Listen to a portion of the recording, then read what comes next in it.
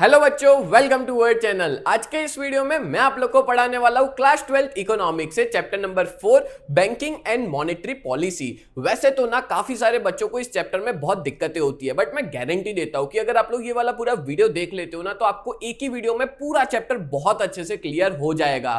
तो वीडियो को एंड तक जरूर देखना, जिससे आपको हर एक चीज अच्छे से समझ में आ जाए। आगे बढ़ने से पहले मैं छोटी सी इंफॉर्मेशन देना चाहता हूँ। डिस्क्रिप्शन में ना टेलीग्राम की लिंक देके रखी है। हमारा टेलीग्राम पे ग्रुप है जिसमें हम लोग हर तरह की अपडेट देते रहते हैं, चाहे फिर ये वीडियो की अपडेट हो या तो फिर ये सारा स्टडी मटेरियल हो। हर एक चीज आपको उस टेलीग्राम ग्रुप में मिल जाएगी। तो जल्द से जल्द आप सभी लोग उस लिंक में ज्वाइन कर लो। और अगर आप लोग अपने 12th की प्रिपरेशन बहुत बढ़िया तरीके से करना चाहते हो ना, तो आप लोग हमारे ऐप में भी जुड़ सकते हो। हमारी ऐप प्ले स्टोर पे यूजीटी नाम से अवेलेबल है, जा करके डाउनलोड कर लीजिए। जिसके अंदर हम लोग 4 सब्जेक्ट्स पढ़ाते हैं, अकाउंट, स्टैटिस्टिक्स, इकोनॉमिक्स और ओसीएम, जिसकी बहुत ही ज्यादा रीजनेबल फीस है पूरे साल के लिए। जहां लाइव लेक्चर्स पढ़ाते हैं, रिकॉर्डेड वीडियोस पढ़ाते हैं, टेस्ट सीरीज कंडक्ट करते हैं, एज वेल एज आपके हर एक डाउट्स को सॉल्व करते हैं। तो जल्द से जल्द आप लोग ये हमारी बैच में ज्वाइन कर लो, जिसकी वजह से आपका जो 12th बोर्ड्स है वो बहुत अच्छे से जाए। और अभी तक काफी सारे बच्चों ने ज्वाइन कर लिया है, तो आप भी किसका वेट कर रहे हो? आज के आज ज्वाइन करिए। तो चलिए शुरुआत करते हैं आज के हमारे इस वीडियो की, जहां पे हम लोग सबसे पहले इसका इंट्रोडक्शन देख लेते हैं कि क्या देके रखा है इंट्रोडक्शन में। अब देखो, हालांकि ये वन शॉट रिवीजन का वीडियो है, वन शॉट वीडियो है, जहां पे मैं हर एक चीज समझाने वाला हूं, बट मेन चीज पे मैं ज्यादा फोकस करूंगा। और मैं आपको ये भी बताऊंगा कि कौन सा क्वेश्चन कितने मार्क्स में पूछा जाता है। ठीक है, चलो इंट्रोडक्शन में क्या दिया है। तो देखो, हम लोग ना ये वर्ड बैंक उसको लेकर के काफी ज्यादा अवेयर है, क्योंकि पूरे चैप्टर में बैंक के रिलेटेड ही चीजें पढ़ने वाले हैं। और हम लोग ना हमारे डोमेस्टिक सेविंग्स, यानी हमारे कुछ पैसे जो बचाते हैं वो हम लोग बैंक में डिपॉजिट करते हैं। ठीक है, इन टर्म्स ऑफ डिपॉजिट्स और सेविंग डिपॉजिट, यानी कि आपका भी बहुत से बच्चों का सेविंग अकाउंट होगा, आप लोग भी अपने बैंक में जाके अपने पैसे को बचाते होंगे, आपके पेरेंट्स का सेविंग अकाउंट होगा। ठीक है, और काफी सारे पेरेंट्स ने बैंक में अकाउंट ओपन भी कराए होंगे बिजनेस करने के लिए, यानी कि बिजनेस ट्रांजेक्शन के लिए। से फॉर एग्जाम्पल करंट अकाउंट होता है जनरली कोई बिजनेस ट्रांजैक्शन करना हो तो। ठीक है, इसके अलावा बात करें तो काफी पेरेंट्स ने स्कूल फीस पे करी होगी चेक के थ्रू, अलग अलग बैंक के, या तो फिर बहुत से लोगों ने पैसा बैंक से निकाला होगा टीवी खरीदने के लिए, फ्रिज खरीदने के लिए और काफी सारी चीजों को खरीदने के लिए। और हम में से काफी लोगों के पेरेंट्स ने बैंक से पैसा भी लोन के फॉर्म में लिया होगा, घर खरीदने के लिए, बिजनेस लोन के लिए या गाड़ी खरीदने के लिए। ठीक है, तो हम ऐसा कहेंगे कि मॉडर्न टाइम्स के अंदर ज्यादातर मॉनेटरी ट्रांजैक्शन किसके थ्रू होते हैं? बैंक के थ्रू होते हैं। आप देख लो, कोई भी चीज खरीदनी है, 10 रुपया 1 रुपए की भी चॉकलेट खरीदनी है ना, तो हम लोग बैंक के थ्रू पेमेंट करते हैं, यानी कि यूपीआई वगैरह का यूज करते हैं। क्लियर? तो ये हमने देखा इसका इंट्रोडक्शन। अब बात करते हैं, ये वाला क्वेश्चन ना एग्जाम के अंदर 2 मार्क में आ सकता है, इवोल्यूशन ऑफ बैंक या तो मीनिंग ऑफ बैंक। ठीक है, मीनिंग ऑफ बैंक आए तो 1 मार्क का है, इवोल्यूशन ऑफ बैंक आए तो 2 मार्क में आ सकता है। और ये सारी जो चीजें लिखी हुई है ना, वो एमसीक्यूज में भी आ सकती है। चलो एक एक करके हम लोग समझते हैं। In English language the word bank means heap और मास। याद रखना, इंग्लिश में बैंक का मतलब क्या होता है? हीप और मास। हीप मतलब क्या होता है? तो जो ढगला होता है ना, किस चीज का, जो पैसों का जो ढगला होता है, हीप होता है, उसको ही हम लोग क्या बोलते हैं? बैंक बोलते हैं। क्लियर? संस्कृत लैंग्वेज में ये जो वर्ड है बैंक, वो आया है भांडा के ऊपर से। भांडा का मतलब होता है कलेक्शन ऑफ कैपिटल और फंड, मतलब कि पैसों को कलेक्ट करना। और ये जो भांडा वर्ड है ना, वो भंडोड़ के ऊपर से आया है। ठीक है, याद रखना। ये इंग्लिश जो वर्ड है बैंक, वो ओरिजिनेट हुआ है इटालियन वर्ड बैंका से। ये एमसीक्यूज में आ सकता है या 1 मार्क के अंदर आ सकता है, याद रखना। ठीक है, कौन से वर्ड से आया है? तो इटालियन वर्ड था बैंका, और फ्रेंच वर्ड बैंक्यू, मतलब फ्रेंच में इसको बैंक्यू कहा जाता था। इन दोनों का ही मतलब पता है क्या होता है? बेंच होता है। ठीक है, ये भी 1 मार्क में आ सकता है, याद रखना। क्लियर? अब बेंच के ऊपर से क्यों बैंक और बैंक्यू आया? अब होता ये था कि पहले के टाइम पे ना जो यूरोप के मनी लेंडर्स हुआ करते थे, ठीक है, यूरोप के मनी लेंडर्स पहले के टाइम पे क्या करते थे कि एक बेंच होती थी ना, उस पे पैसों का ढगला लेके बैठते थे। ठीक है, हीप और मास लेके बैठते थे बेंच के ऊपर। और अलग अलग, अब देखो यूरोप के अंदर ना बहुत सारी कंट्रीज है, अलग अलग छोटी छोटी, स्पेन ना, ये वो बहुत सारी कंट्रीज है। ठीक है, तो वो अलग अलग कंट्री की करेंसीज वो बेंच पे लेकर के बैठते थे। किसी को पैसा जमा कराना हो तो वो मनी लेंडर को दे जाते थे, किसी को लोन चाहिए हो तो मनी लेंडर से ले जाते थे, किसी को करेंसी एक्सचेंज करवानी है एक कंट्री करेंसी दूसरी कंट्री के साथ तो मनी लेंडर से करते थे। तो मनी लेंडर ना अल्टीमेटली एक बैंक का काम करते थे उस छोटी सी बेंच पे बैठ करके। तो अल्टीमेटली बैंक की शुरुआत जो है उस बेंच के ऊपर से हुई है जहां पे वो मनी लेंडर्स, यूरोप के मनी लेंडर्स ट्रेड किया करते थे। क्लियर? और वो बेंच पे बैठ के हिप और मास लेके बैठते थे। ठीक है, वो लोग ना लेंडिंग भी करते थे, एक्सचेंज भी करते थे। यहाँ पे लेंडिंग का मतलब है लोन देना, एक्सचेंज मतलब करेंसी एक्सचेंज करना। और पहले के टाइम पे ना नोट्स वगैरह नहीं थी, कॉइन्स चलते थे, तो वो लोग कॉइन्स लेके बैठा करते थे। ठीक है, and they were exchanger of various coins, वो अलग अलग कॉइन्स को एक्सचेंज करते थे, अलग अलग रीजन्स की करेंसीज लेकर के बैठते थे, जिसकी वजह से बैंक वर्ड जो है वो कम यूज में आया। और आपको ये चीज 1 मार्क में आ सकती है एग्जाम के अंदर। एक है बैंक ऑफ बार्सिलोना, ठीक है, एग्जाम में आ सकती है, जो कि स्पेन में सेटअप हुई थी 1401 में, जिसको फर्स्ट रियल बैंक कहा गया वर्ल्ड के अंदर। कौन सी है फर्स्ट रियल बैंक? तो बैंक ऑफ बार्सिलोना स्पेन में सेटअप हुई थी, स्थापित हुई थी 1401 के अंदर। ये 1 मार्क का क्वेश्चन आपका हो जाता है। ठीक है, अब बात करते हैं तो बैंक क्या होता है। तो अगर एग्जाम में व्हाट इज बैंक वाला मीनिंग आए तो आप लोग ये वाला लिख सकते हो। ठीक है, क्या होता है बैंक? तो एकदम इजी देके रखा है, अ bank is that institution which provide services of banking. एक ऐसी इंस्टीट्यूशन जो बैंकिंग की सर्विस देती है। ठीक है, बट देखने जाए तो इतना छोटा तो नहीं चलेगा, अगर थोड़ा डिटेल में आपको समझाना है तो ये वाला भी लिख सकते हो, बट 1 मार्क में ये वाला भी लिखोगे तो भी कोई दिक्कत नहीं है। ये वाला ही मैं तो कहूंगा आप याद करना, अ bank is that institution which provide service of banking. ठीक है, बट अगर किसी को और अच्छा मीनिंग याद करना है तो आप ये भी कर सकते हो, a bank is an institution authorized to collect people saving. अब देखो, बैंक एक ऐसी इंस्टीट्यूशन है, यहां पे बता देता हूं, ठीक है, जो करता क्या है। तो करता क्या है? तो वो लोगों की जो सेविंग्स है बैंक वो अपने पास लेता है।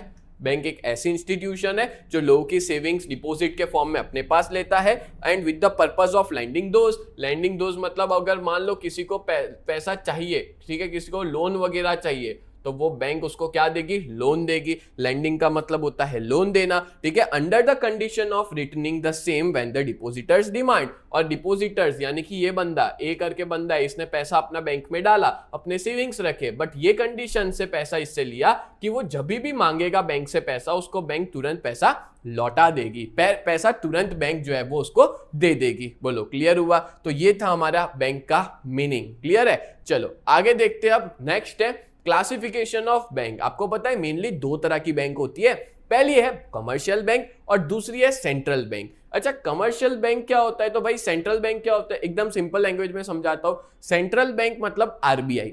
आरबीआई के अलावा जितनी भी बैंक है ना, वो सारी की सारी कौन सी है? कमर्शियल बैंक मानी जाती है। क्लियर? अब कमर्शियल बैंक है क्या? तो यहाँ पे according to the banking companies act 1949 का मीनिंग देके रखा हुआ है। याद रखना ये एक्ट भी कौन सा एक्ट है? Banking company act 1949। उसके हिसाब से कमर्शियल बैंक क्या है? तो अभी देखो, मैंने आपको जो मीनिंग समझाया था ना बैंक का, वो एक्चुअली में कमर्शियल बैंक का ही था, तो भी वापस समझा देता हूं। Commercial bank is one which transact the business of banking. Commercial bank एक ऐसी बैंक होती है, देखो आपको यहाँ पे फोटो के थ्रू मैं एक्सप्लेन करता हूँ, ड्रॉ करके एक्सप्लेन करता हूँ, तो आपको बहुत अच्छे से समझ में आएगा। ठीक है, एक ऐसी बैंक है जो एक ऐसा बिजनेस है बैंकिंग का। कमर्शियल बैंक एक्चुअली में बिजनेस ही है ना, ठीक है, वो प्रॉफिट के लिए चलाती है। कोई भी बैंक है, समाज सेवा थोड़ी कर रही है। सारी बैंक क्या चाहती है? उनका प्रॉफिट हो। ठीक है, and that is accepting deposit from the people. और बैंक क्या करती है? लोगों से डिपॉजिट एक्सेप्ट करती है। ठीक है, डिपॉजिट्स एक्सेप्ट करती है किस फॉर्म में? सेविंग के फॉर्म में। लोग अपनी सेविंग्स बैंक में रखते हैं, ठीक है, with the purpose of lending और इन्वेस्टमेंट। और बैंक उन पैसों से क्या करती है? या तो किसी को लोन चाहिए तो लोन देती है, जिसको अपने लैंडिंग करना कहेंगे, या तो फिर कहीं पे बैंक क्या करती है? इन्वेस्टमेंट करती है। ठीक है, वो डिपेंड करता है बैंक के ऊपर। And repayable on demand otherwise, and withdrawal by cheque, draft and pay order otherwise. मतलब जब भी कोई डिपॉजिटर डिमांड करेगा तो बैंक उसको तुरंत अपना पैसा लौटा देगी, रिटर्न कर देगी। कैसे विड्रॉ कर सकता है? या तो वो चेक के थ्रू विड्रॉ कर सकता है, या ड्राफ्ट के थ्रू विड्रॉ कर सकता है, पे ऑर्डर के थ्रू, और अदरवाइज और भी काफी सारे तरीके, एटीएम वगैरह हो गया, ठीक है, डेबिट क्रेडिट कार्ड हो गया, बहुत सारे तरीके हैं। तो अल्टीमेटली बैंक एक ऐसी इंस्टीट्यूशन है जो करती क्या है? डिपॉजिट लेती है लोगों से और दूसरी जगह पे लोन देती है, इन्वेस्टमेंट करती है, ठीक है, और यहां से अच्छा खासा इंटरेस्ट कमाती है और इनको जब भी ये लोग डिमांड करते हैं तो उनको अपना पैसा रिटर्न कर देती है, ठीक है। और शॉर्ट में अगर किसी को याद रखना है तो ये वाला भी रख सकते हो। अगर एग्जाम में व्हाट इज कमर्शियल बैंक वाला 1 मार्क में है ना, तो मैं तो चाहूंगा आप छोटा वाला ही लिखो, फालतू में क्यों बड़ा वाला याद करना है, ठीक है। कौन सा याद रखना है? A commercial bank is a business unit which provides banking service for profit. ये एक ऐसी बैंक है जो अपनी बैंकिंग सर्विस प्रोवाइड करती है, किसके लिए? प्रॉफिट कमाने के लिए, अच्छा खासा प्रॉफिट अर्न करने के लिए। क्लियर? चलो आगे बढ़ते हैं। नेक्स्ट है functions of commercial bank. Commercial bank के क्या क्या फंक्शंस है? तो भाई 2 फंक्शंस है, एक है प्राइमरी फंक्शन और दूसरा है सेकेंडरी फंक्शन। एक्चुअली में ना इसके फंक्शन के सिर्फ हेड पॉइंट एग्जाम में 2 मार्क में आ सकते हैं, सेक्शन सी के अंदर आते हैं, ठीक है। 2 मार्क्स के अंदर ये क्वेश्चन आ सकते हैं। अब आप लोग बोलोगे सर 3 मार्क्स में नहीं आ सकते, तो आपको सच बताऊं ना तो बोर्ड के अंदर इस चैप्टर से 3 मार्क का एक भी क्वेश्चन नहीं आता है, ठीक है। चांसेस बहुत कम है, 2 मार्क का ही आता है और इवन 5 मार्क के अंदर भी इसमें से क्वेश्चन नहीं आता है, ठीक है। तो 5 मार्क और 3 मार्क में नहीं आता है, सिर्फ हम लोग किसके लिए प्रिपेयर कर रहे हैं? 2 मार्क और 1 मार्क के लिए। बट अगर मैं स्कूल की एग्जाम की बात करूं ना तो स्कूल के एग्जाम में पूछ सकते हैं, 3 मार्क में पूछ लिया, ठीक है, या 5 मार्क में पूछ लिया, तो आपको सब कुछ चीज लिखनी होगी, समझानी होगी। तो अभी हम लोग स्कूल की प्रिपरेशन को देख के भी और बोर्ड को देख के भी मैं दोनों तरीके से समझाऊंगा, ठीक है। अगर एग्जाम में आता है, आपके स्कूल के एग्जाम में 5 मार्क में आ गया या 3 मार्क में भी पूछा गया, तो आपको पूरा लिखना रहेगा। क्लियर? चलो प्राइमरी फंक्शंस कौन से हैं? तो टोटल 5 है। पहला एक्सेप्टिंग डिपॉजिट, दूसरा प्रोवाइडिंग क्रेडिट फैसिलिटी, तीसरा payment and withdrawal facility, fourth है क्रेडिट क्रिएशन, फिफ्थ है इंटर बैंकिंग ट्रांजैक्शन। देन है सेकेंडरी फंक्शन के 2 है agency and utility services, provide various facilities with changing time. देखो इसके हेड पॉइंट ना रट्टा मार लो और इसके अंदर जो चीजें है ना वो अपने ओन वर्ड्स में खुद बना के लिखते जाना, ठीक है। एग्जाम के अंदर एक बार समझ लो फिर बना के लिख लेना, डेफिनेटली आपको पूरे में से पूरे मार्क्स मिलेंगे, ठीक है। और अब देखो बड़े हो चुके हो, अंदर का रट्टा नहीं मारा जाता, हेड पॉइंट्स अच्छे से याद करने के, अंदर बना के लिखने का। अब ये चीज बता दूं कि ये जो एक्सेप्टिंग डिपॉजिट है ना तो उसमें 3 सब पॉइंट्स है, ठीक है। एक current account deposit, saving account, अच्छा सेविंग अकाउंट के अंदर ही रिकरिंग अकाउंट आ गया, ठीक है। रिकरिंग डिपॉजिट इसका ही टाइप है। सो याद रखना 3 तरह से बैंक डिपॉजिट एक्सेप्ट करती है और तीसरा है फिक्स और लॉन्ग टर्म डिपॉजिट। चलिए समझते हैं एक एक करके सारे पॉइंट। सबसे पहला है प्राइमरी फंक्शंस, ठीक है। प्राइमरी फंक्शन में सबसे पहला क्या है? Accepting deposits. एक्सेप्टिंग डिपॉजिट्स मतलब क्या? तो कोई भी बैंक जो होती है ना वो डिपॉजिट्स एक्सेप्ट करती है लोगों से, ठीक है। लोगों के सेवर्स, मतलब लोग या कहो या सेवर्स कहो, ठीक है। बैंक पैसा लेती है और बैंक उनको सेफ्टी देती है उनके डिपॉजिट्स को, मतलब कि एज अ वो कस्टोडियन परफॉर्म करती है। कस्टोडियन मतलब होता है करता धरता, लोगों के पैसों का करता धरता बैंक हुई, कमर्शियल बैंक हुई, ठीक है। उनके पैसों को संभालने का काम करती है। And in a way people lend their savings to bank for which bank gives them interest. और लोग अपने पैसे को बैंक को देते हैं और बैंक उनको सामने क्या देती है? इंटरेस्ट देती है। क्लियर? और याद रखना एग्जाम में एमसीक्यूज में भी एक क्वेश्चन आता है कि बैंक कितने तरह के डिपॉजिट्स लोगों से लेती है, कितनी तरीके से? तो 3 तरीके से डिपॉजिट्स लेती है। पहला करंट अकाउंट डिपॉजिट, दूसरा सेविंग अकाउंट डिपॉजिट, तीसरा फिक्स्ड और लॉन्ग टर्म डिपॉजिट। अच्छा सेविंग अकाउंट का ही पार्ट है रिकरिंग अकाउंट, ठीक है। चलिए पहले देखते हैं करंट अकाउंट डिपॉजिट क्या होता है। देखो बहुत इजी लैंग्वेज में मैंने समझाया है, कोई भी बच्चे को समझ में आ जाएगा, आसानी से आ जाएगा, ठीक है। करंट अकाउंट डिपॉजिट मतलब करंट अकाउंट हम लोग ओपन करवा सकते हैं बैंक के साथ, बिजनेस के नाम पे, फर्म के नाम पे या इंडिविजुअल के नाम पे। जनरली करंट अकाउंट वो लोग ओपन करवाते हैं जिनके एवरीडे बहुत सारे ट्रांजैक्शन होते हो। आपको पता है सेविंग अकाउंट में एक लिमिट आ जाती है ट्रांजैक्शन की, जैसे 1 लाख से ऊपर आप पेमेंट नहीं कर सकते, लिमिट है। बट करंट अकाउंट में ऐसी कोई लिमिट नहीं, आप कितना भी पेमेंट ले सकते हैं, कितना भी पेमेंट दे सकते हैं, कोई लिमिट नहीं होती। और जनरली ऐसा कौन करेगा? तो बिजनेसमैन ही करेंगे, ठीक है। बाकी कोई जॉब वगैरह करता होगा उसके इतने ट्रांजैक्शन पर डे होते ही नहीं होंगे, एक बिजनेस में इतने ट्रांजैक्शन होते हैं। क्लियर? देन बात करें तो ये जो डिपॉजिट्स है इस अकाउंट में वो ज्यादा लिक्विड होते हैं। So what is liquid? Liquid मतलब होता है which can be convert into cash, and हम कितनी भी बार डिपॉजिट करवाए, कितनी बार निकाले, मतलब विड्रॉ करे, डिपॉजिट करवाए, कोई लिमिट नहीं, कितना भी कर सकते हैं। दैट्स व्हाई हम इसको लिक्विड कहेंगे, ठीक है। Withdrawal can be made from this account number of times during a day, कितनी बार निकाल लो आप लोग। कस्टमर जो है उसको कभी भी इंटरेस्ट नहीं मिलता इस अकाउंट पे, यानी कि करंट अकाउंट पे कभी भी आपको इंटरेस्ट नहीं मिलता। ऊपर से कुछ बैंक तो ऐसी है, ठीक है, जो सर्विस चार्ज लेती है, यानी कि वो इस अकाउंट की फैसिलिटी प्रोवाइड कर रही है, उसका सर्विस चार्ज ले रही है, ठीक है, सर्विस चार्ज मांग रही है। क्लियर? सो दैट्स व्हाई हम ऐसा कहेंगे कि ये वाला अकाउंट बिजनेसमैन ओपन करवाते हैं और कस्टमर जो है उसको ओवरड्राफ्ट फैसिलिटी भी मिलती है। ओवरड्राफ्ट तो आपको पता ही है क्या होता है कि हमारे अकाउंट में जितना बैलेंस है उससे ज्यादा अमाउंट का मैं बैंक से निकाल सकता हूं, वो ओवरड्राफ्ट हुआ, ठीक है। And for the purpose on this account as per the rules of the bank. Bank के रूल्स के हिसाब से हर बैंक के अलग अलग रूल्स होते हैं, कोई बैंक ज्यादा ओवरड्राफ्ट देती है, कोई बैंक कम ओवरड्राफ्ट देती है। क्लियर हो गया? तो करंट अकाउंट डिपॉजिट के थ्रू हम लोग पैसा डिपॉजिट करवाते हैं। दूसरा है सेविंग अकाउंट डिपॉजिट। अच्छा, सेविंग अकाउंट डिपॉजिट हम जैसे लोग करवाते हैं, नॉर्मल लोग, ठीक है, जो अपने पैसे को बचाते हैं बैंक के अंदर। लोग जनरली सेविंग डिपॉजिट ओपन करवाते हैं शॉर्ट पीरियड के लिए। अच्छा, सेविंग डिपॉजिट ना शॉर्ट पीरियड के लिए होता है, यानी 1 साल 2 साल के लिए हम लोग शॉर्ट पीरियड के लिए हम लोग इसको ओपन करवाते हैं और बैंक हमको सामने क्या देता है? इंटरेस्ट देता है और हम हमारे रिक्वायरमेंट के हिसाब से इस सेविंग अकाउंट से पैसा निकाल भी सकते हैं, ठीक है, चेक के फॉर्म में, विड्रॉल स्लिप के फॉर्म में। और आज के डेट में हम लोग पैसा विड्रॉ कर सकते हैं डेबिट कार्ड, क्रेडिट कार्ड का यूज करके। इवन अब तो यूपीआई आ चुका है, गूगल पे, फोन पे, काफी सारे एप्स है जिसके थ्रू हम लोग पैसा निकाल सकते हैं। क्लियर? अब बात करते हैं तो सेविंग अकाउंट का ही एक टाइप है जिसको बोलते हैं रिकरिंग अकाउंट। ये सेविंग अकाउंट का ही टाइप माना जाता है, ठीक है।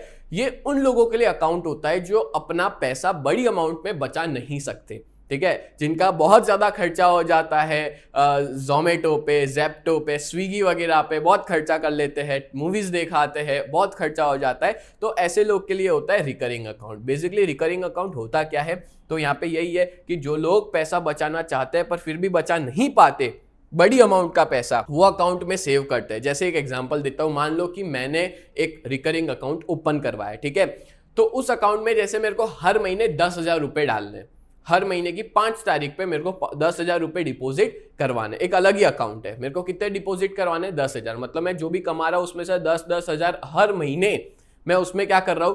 डिपॉजिट करवा रहा हूं, ठीक है। अब जैसे मान लो मैंने 5 साल का रिकरिंग अकाउंट ओपन करवाया, तो 5 साल तक हर महीने 5 तारीख को मेरे 10,000 रुपए डल जाने चाहिए। अगर मान लो मैंने 5 तारीख तक 10,000 रुपए नहीं डलवाए, तो ऐसा हो सकता है कि बैंक मेरे से पेनल्टी लगाए, पेनल्टी चार्ज करे, या तो मतलब बैंक डाल तो देगी, अपने एंड से पैसा डाल देगी, बट उसके ऊपर इंटरेस्ट ले ले, ठीक है, या पेनल्टी लगा ले, ऐसा कुछ भी कर सकती है। तो उस डर से मैं क्या करूंगा? एवरी 5 डेट, मतलब हर महीने की 5 डेट पे जाके मैं डिपॉजिट करवा दूंगा, आसानी से डिपॉजिट जाके करवा दूंगा। क्यों? मेरे को डर है अगर मैं डिपॉजिट नहीं करवाया तो बैंक मुझसे पेनल्टी चार्ज करेगी। अब बात करते हैं तो इसका इंटरेस्ट कब मिलेगा? तो जब मेरे 5 साल खत्म हो जाएंगे ना, तो मेरे को जो 5 साल के बाद जो भी अमाउंट इकट्ठा हुई है वो विथ इंटरेस्ट रिटर्न में मिलेगी। विथ इंटरेस्ट मैं पैसा निकाल सकता हूं after completion of my 5 years, या तो मैच्योरिटी पीरियड हम लोग कह सकते हैं। बोलो, क्लियर हुआ? और यहाँ पे भी यही दिया हुआ है कि इसके अंदर हर महीने आपको एक स्पेसिफिक अमाउंट एक फिक्स डेट पे जमा करवानी होती है, और इसका जो हम कहेंगे इसमें सेविंग्स अपनी बढ़ती जाती है, और इंटरेस्ट कब मिलता है? एट द एंड, लास्ट में मिलता है। और अगर कोई पर्सन स्किप कर गया, ठीक है, तो बैंक उससे पेनल्टी चार्ज करेगी, ठीक है, उसको पेनल्टी पे करनी पड़ेगी। क्लियर हो गया ना? तो ये मैंने आपको सेविंग अकाउंट का रिकरिंग अकाउंट समझा दिया। अब बढ़ते हैं फिक्स्ड और लॉन्ग टर्म डिपॉजिट पे। अगर देखो किसी को शॉर्ट टर्म के लिए पैसा बचाना है तो वो सेविंग अकाउंट में जाएगा, बट अगर किसी को लॉन्ग टर्म के लिए पैसा सेव करना है, ठीक है, अब जैसे मान लो मेरे पास 2 लाख रुपए पड़े, मेरे को ऐसा लगता है कि आने वाले 5 साल तक ये पैसों का मेरा इतना यूज नहीं हो पाएगा, तो मैं क्या करूंगा? उसकी एफडी करवा दूंगा। आपने अपने पेरेंट्स के मुंह से काफी बार सुना होगा एफडी, ठीक है, एफडी मतलब यही फिक्स्ड डिपॉजिट या लॉन्ग टर्म डिपॉजिट अपने इसको कह दो। जनरली इसका टाइम पीरियड फिक्स होता है, जैसे मैंने नहीं बताया कि 5 साल के लिए, 10 साल के लिए, जनरली टाइम पीरियड फिक्स होता है। और यहाँ पे वो लोग इन्वेस्ट करते हैं जो लॉन्ग टर्म तक पैसा रखना चाहते हैं। इन्वेस्ट मतलब कि डिपॉजिट करवाते हैं, और सबसे ज्यादा रेट ऑफ इंटरेस्ट जो है ना वो बैंक इस पे देती है। अभी जैसे अभी की बात करें तो 6 या 7% चलता है सबसे ज्यादा रेट ऑफ इंटरेस्ट, ठीक है, इस पे ही मिलता है, फिक्स डिपॉजिट पे ही मिलता है। इवन कस्टमर्स को ना ओवरड्राफ्ट फैसिलिटी भी मिलती है फिक्स डिपॉजिट के ऊपर, बैलेंस से ज्यादा पैसा निकाल भी सकते हैं। क्लियर? तो ये अपने ने टोटल 3 तरह के डिपॉजिट देखे। पहला क्या देखा? करंट अकाउंट, दूसरा सेविंग अकाउंट, और तीसरा फिक्स्ड और लॉन्ग टर्म डिपॉजिट। चलो नेक्स्ट आगे बढ़ते हैं, प्रोवाइडिंग क्रेडिट फैसिलिटीज। क्या होता है providing credit facilities? When individual और business requires money for personal और इन्वेस्टमेंट पर्पस। अगर मान लो किसी को पैसा चाहिए, जैसे मेरे को चाहिए या बिजनेस को चाहिए, ठीक है, फॉर खुद के लिए या तो इन्वेस्टमेंट करने के लिए, तो वो बैंक से पैसों को क्या करते हैं, बोरो करते हैं। ठीक है, ये प्राइमरी फंक्शन है। जनरली जो प्राइमरी फंक्शंस होता है ना, अगर बैंक उसको परफॉर्म नहीं करेगी तो बैंक बंद हो सकती है। तो वो सारे इंपॉर्टेंट फंक्शंस होते हैं जो बैंक परफॉर्म करती है। एक टाइम पे सेकेंडरी फंक्शन परफॉर्म नहीं करेगी तो चलेगा, बट ये प्राइमरी फंक्शन तो हर बैंक करती है, एकदम बेसिक फंक्शन है। एक बाजू डिपॉजिट लेती है 3 तरीके से, दूसरी बाजू उसी पैसे को यूज करती है क्रेडिट देने में। क्रेडिट मतलब कि लोन वगैरह, उधार वगैरह देने में यूज करती है। क्लियर? तो लोग ना बैंक के पास से पैसा बोरो करते हैं और बैंक उनको क्रेडिट पे पैसा देता है और सामने उनसे क्या लेता है, इंटरेस्ट चार्ज करता है। रेट ऑफ इंटरेस्ट पे करना पड़ता है लोगों को। Clear? And in terms of time period के टर्म्स में बैंक ना 3 तरीके से लोन देती है, एक शॉर्ट टर्म, दूसरा मीडियम टर्म और तीसरा लॉन्ग टर्म। और ये जो पीरियड है वो स्ट्रिक्टली फॉलो नहीं होता। अगर मान लो मेरे पास ज्यादा जल्दी पैसा आ गया तो मैं जल्दी भी पे कर सकता हूँ बैंक को। ठीक है, ऐसा कोई स्ट्रिक्टली फॉलो नहीं होता। अलग अलग एक्टिविटी के लिए अलग अलग टाइम पीरियड होता है। ठीक है, बैंक का जो शॉर्ट टर्म का टाइम पीरियड होता है वो अप टू 1 ईयर होता है। ये 1 मार्क का क्वेश्चन है। ठीक है, एमसीक्यूज में आता है कि बताओ शॉर्ट टर्म पीरियड कितना होता है, तो up to 1 year. Medium term period कितना होता है, तो 1 से 5 साल। ये भी 1 मार्क का क्वेश्चन है एमसीक्यूज के अंदर। और लॉन्ग टर्म का टाइम पीरियड कितना होता है, तो 5 से 15 साल। ठीक है, ये भी 1 मार्क का क्वेश्चन है। तो ये आप अच्छे से याद कर लेना, जिससे आपका एमसीक्यूज क्लियर हो गया। क्लियर? तो ये अपने ने पढ़ा प्रोवाइडिंग क्रेडिट फैसिलिटी। देन है payment and withdrawal facility. Bank के थ्रू, बैंक के अंदर हमने पैसा डिपॉजिट किया है तो मैं किसी को आसानी से पेमेंट कर सकता हूं, मैं पैसा विड्रॉ कर सकता हूं। कोई भी कस्टमर अपना पैसा विड्रॉ कर सकता है। किस फॉर्म में? चेक के फॉर्म में, या तो विड्रॉल स्लिप के थ्रू मैंने पैसा निकाल दिया, ड्राफ्ट के थ्रू, डिमांड ड्राफ्ट जिसको कहते हैं, डीडी कहते हैं, पे ऑर्डर के थ्रू। एटीएम फैसिलिटीज देती है आजकल, ऑटोमेटिक टेलर मशीन, एटीएम में जाके पैसा निकाल दो। डेबिट क्रेडिट कार्ड का यूज करो, या इंटरनेट बैंकिंग का यूज करो, या यूपीआई का यूज करो। काफी सारे तरीके हैं जिससे हम लोग पैसा विड्रॉ कर सकते हैं बैंक के पास से। क्लियर? चलो नेक्स्ट बढ़ते हैं, नंबर 4, क्रेडिट क्रिएशन। अब आप लोग सोच रहे होंगे कि सर इसमें कुछ लिखा क्यों नहीं है, क्योंकि पहले ना मैं अपने ओन वर्ड्स में चीजों को समझाऊंगा, एग्जांपल दूंगा, फिर जाके मैं आपको जो लिखा हुआ है ना, आपकी टेक्स्ट बुक में जो चीज दी है ना, वो समझाऊंगा। ठीक है, तो पहले मैं शुरुआत करता हूं क्रेडिट क्रिएशन से। क्रेडिट क्रिएशन के अंदर ना सबसे पहले आपको 2 चीजें पता होनी चाहिए। एक होता है सप्लाई ऑफ मनी और डिमांड ऑफ मनी। यानी कि कोई भी इकोनॉमी होती है, कोई भी कंट्री होती है ना, उसमें ये दोनों चीज इक्वल होनी चाहिए, सप्लाई ऑफ मनी और डिमांड ऑफ मनी। मतलब कंट्री के अंदर ना डिमांड और सप्लाई पैसों का बहुत ज्यादा जरूरी है। अगर सोचो मार्केट में पैसों की बहुत ज्यादा डिमांड है, ठीक है, मार्केट में पैसा चाहिए और पैसा है नहीं, तो अपने क्या बोलेंगे, मार्केट में मंदी आ गई है। ठीक है, मार्केट में पैसा ही नहीं है। और अगर मार्केट में पैसा जरूरत से ज्यादा आ गया तो तेजी आ जाएगी, इन्फ्लेशन आ जाएगा, महंगाई आ जाएगी। ठीक है, तो ये दोनों चीज इक्वल होनी चाहिए, सप्लाई ऑफ मनी और डिमांड ऑफ मनी। और सप्लाई और डिमांड ऑफ मनी किसकी मदद से कंट्रोल होता है? क्रेडिट क्रिएशन की मदद से। धीमे धीमे समझाऊंगा। वैसे ना ये वाला टॉपिक सबसे हार्ड टॉपिक है, बहुत कम फैकल्टीज होते हैं, बहुत कम टीचर्स होते हैं जो इसको अच्छे से एग्जाम्पल के साथ समझा सकते हैं। मैं आपको इतने अच्छे से समझाऊंगा ना, कभी आप भूल नहीं पाओगे। बस मैं जो बोलते जाऊं ना, वो ध्यान से सुनते जाओ और समझते जाओ। ठीक है, जहां पे भी आप अगर लेटे लेटे देख रहे हो ये वीडियो, तो अच्छे से बैठ जाओ प्रॉपर टेबल चेयर पे, या तो अच्छे से नीचे जमीन पे बैठ के अच्छे से पढ़ाई करो। ठीक है, मैं जो समझा रहा हूं ध्यान से सुनना, तो ही समझ में आएगा। मैं जो एग्जाम्पल दे रहा हूं उसको विजुअलाइज करना। ठीक है, एग्जाम्पल दे रहा हूं उसको सोचना दिमाग के अंदर, तो आपको अच्छे से समझ में आएगा। ध्यान से सुनना। डिमांड ऑफ मनी और सप्लाई ऑफ मनी कंट्री में कैसा होना चाहिए? सेम होना चाहिए। ठीक है, ये दोनों चीज जो है वो अगर इक्वल होगी तो ही जाके कंट्री स्टेबल रहेगी। ठीक है, पहली चीज मैंने समझाई। एक और चीज समझाता हूं। अगर कंट्री के अंदर क्रेडिट क्रिएशन बढ़ता है, ठीक है, क्रेडिट क्रिएशन अगर बढ़ता है तो डेफिनेटली सप्लाई ऑफ मनी बढ़ेगा।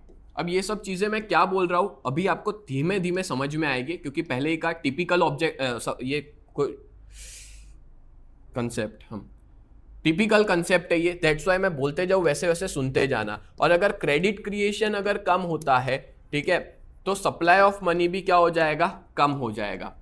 पहले मैं मेरे हिसाब से समझा रहा हूं, ध्यान से सुनना। इतनी चीजें पहले याद रख लो। ठीक है, अगर नोटबुक में नोट डाउन करनी हो तो कर सकते हो। अब ध्यान से सुनना मैं क्या कह रहा हूं।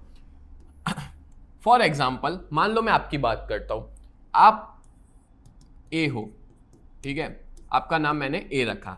आपके घर पे कोई मेहमान आए और दिवाली का टाइम था, मेहमान आए और मेहमान को आपने अच्छे से बातचीत की, जब जा रहे थे तो आपने पाँव छुए उनके। ठीक है, पाँव छुए तो उन्होंने पैसे निकाले, पैसे निकाल के आपको दे दिए, कितने रुपए दिए, 1000 रुपये, 500 की 2 नोटें दी आपको, 1000 रुपये दिए, ठीक है।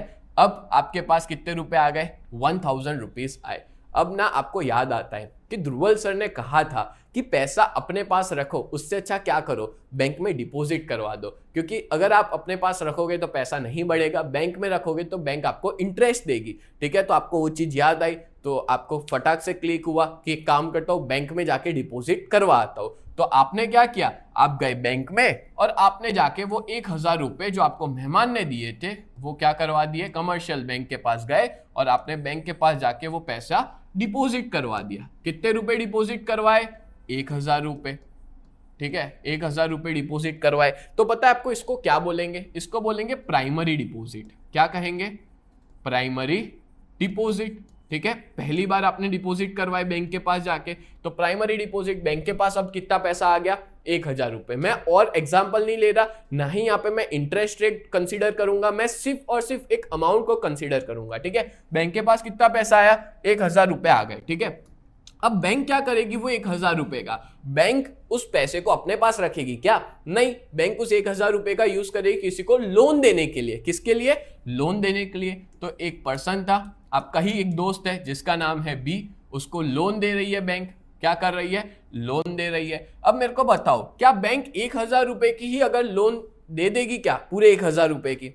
अगर मान लो 1000 रुपए पूरे लोन में दे दिए और आप मांगने आ गए, उसके पास हुआ नहीं, तो बैंक कैसे आपको लौटाएगी, जबकि पैसे तो आपके हैं, बैंक तो खाली संभाल रही है आपके पैसे को, है ना। तो ऐसी सिचुएशन में आरबीआई ऐसा कहती है, आरबीआई एक्ट के हिसाब से हर बैंक को एक कैश रिजर्व रेशियो मेंटेन करना है। क्या मेंटेन करना है, कैश रिजर्व रेशियो, जिसको सीआरआर कहते हैं। तो कैश रिजर्व रेशियो, मान लो आरबीआई ने बोला है कि आपको कैश रिजर्व रेशियो 20% मेंटेन करना है। कितना परसेंट, 20%। इतना तो नहीं है, बट एग्जांपल दे रहा हूं मैं आपको, ठीक है।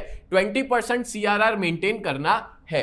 तो अगर बैंक को सीआरआर 20% मेंटेन करना है, तो 1000 रुपए आए, 1000 में से कितने रुपए अपने पास रखेगी, 200 रुपए अपने पास रखेगी। तो लोन कितना दे पाएगी, 800 रुपए का। समझ आया क्या कहा मैंने, कि आपने बैंक के पास जो पैसा डिपॉजिट करवाया, बैंक पूरा पैसा लोन में नहीं दे सकती, बैंक को कुछ पैसा आरबीआई के रूल्स रेगुलेशंस के हिसाब से अपने पास रखना पड़ता है। कितने रुपए, 200 रुपए। क्यों, क्योंकि आरबीआई ने सीआरआर, कैश रिजर्व रेशियो, कितना डिसाइड किया है, 20% डिसाइड किया हुआ है कि कोई भी पैसा बैंक के पास आता है तो अपने पास 20% रखो, बाकी का 80% पैसा लोन के फॉर्म में दे सकते हैं। इतना क्लियर हो गया, इतना समझ में आया। तो 200 रुपए किसके पास है, बैंक के पास, जो सीआरआर मेंटेन किया बैंक ने, और 800 रुपए की क्या कर दी, लोन दे दी, है ना। क्लियर होता जा रहा है। अब देखो सीधी सी बात है, बी करके जो पर्सन है उसका एक होगा लोन अकाउंट बैंक के अंदर, उसने बैंक के थ्रू लोन अकाउंट ओपन करवाया होगा और बैंक ने उस लोन अकाउंट में 800 रुपए दिए। अब 800 रुपए तो दिए, बट अब बी उस पैसे को वापस लौटाएगा, हाँ या ना, यस लौटाएगा, कहीं ही जाएगा, ठीक है, उसको वापस लौटाना पड़ेगा वो पैसा। तो बी जब 800 रुपए वापस लौटाएगा थ्रू लोन अकाउंट, ठीक है, वापस रिटर्न करेगा, तो बैंक के पास पैसा आया वापस। इसको हम लोग क्या बोलेंगे, डिराइव डिपॉजिट। मतलब कि बैंक ने जो पैसा लोन के फॉर्म में दिया था वो पैसा वापस आया,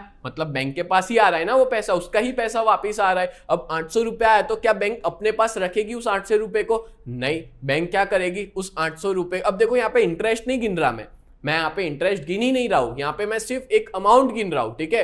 800 रुपए बी को दिए थे, वो बी के पास से 800 रुपए वापिस आ गए। अब इस 800 रुपए को बैंक जो है वो किसी तीसरे बंदे को देगी जिसका नाम है सी, ठीक है। किसको दिया जा रहा है, सी को।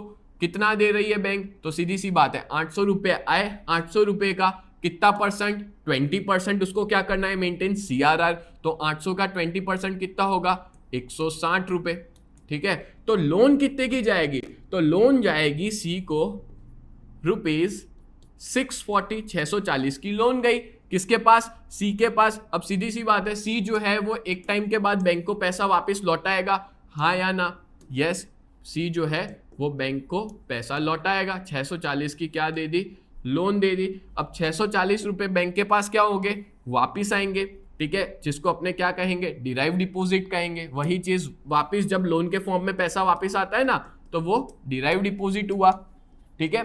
तो अब आप देख रहे हो बैंक कर क्या रही है, बैंक यहाँ पे इंटरेस्ट तो उसकी इनकम हुई, अपने इनकम देख ही नहीं रही बैंक की, अपने क्या देख रहे हैं कि 1,000 रुपए से मार्केट में बैंक कर क्या रही है, लोन पे लोन दी जा रही है। एक को लोन दी, उसने वापस पैसा दिया, वापस तीसरे को वही पैसों से लोन दी, वापस अपने पास आए पैसे, सीआरआर मेंटेन किया, वापस किसी और को लोन दी। मतलब एक बार किसी ने प्राइमरी डिपॉजिट कर दिया, उसके बेसिस पे बैंक काफी सारे डिराइव डिपॉजिट क्रिएट कर लेती है, काफी सारे लोगों को लोन दे देती है।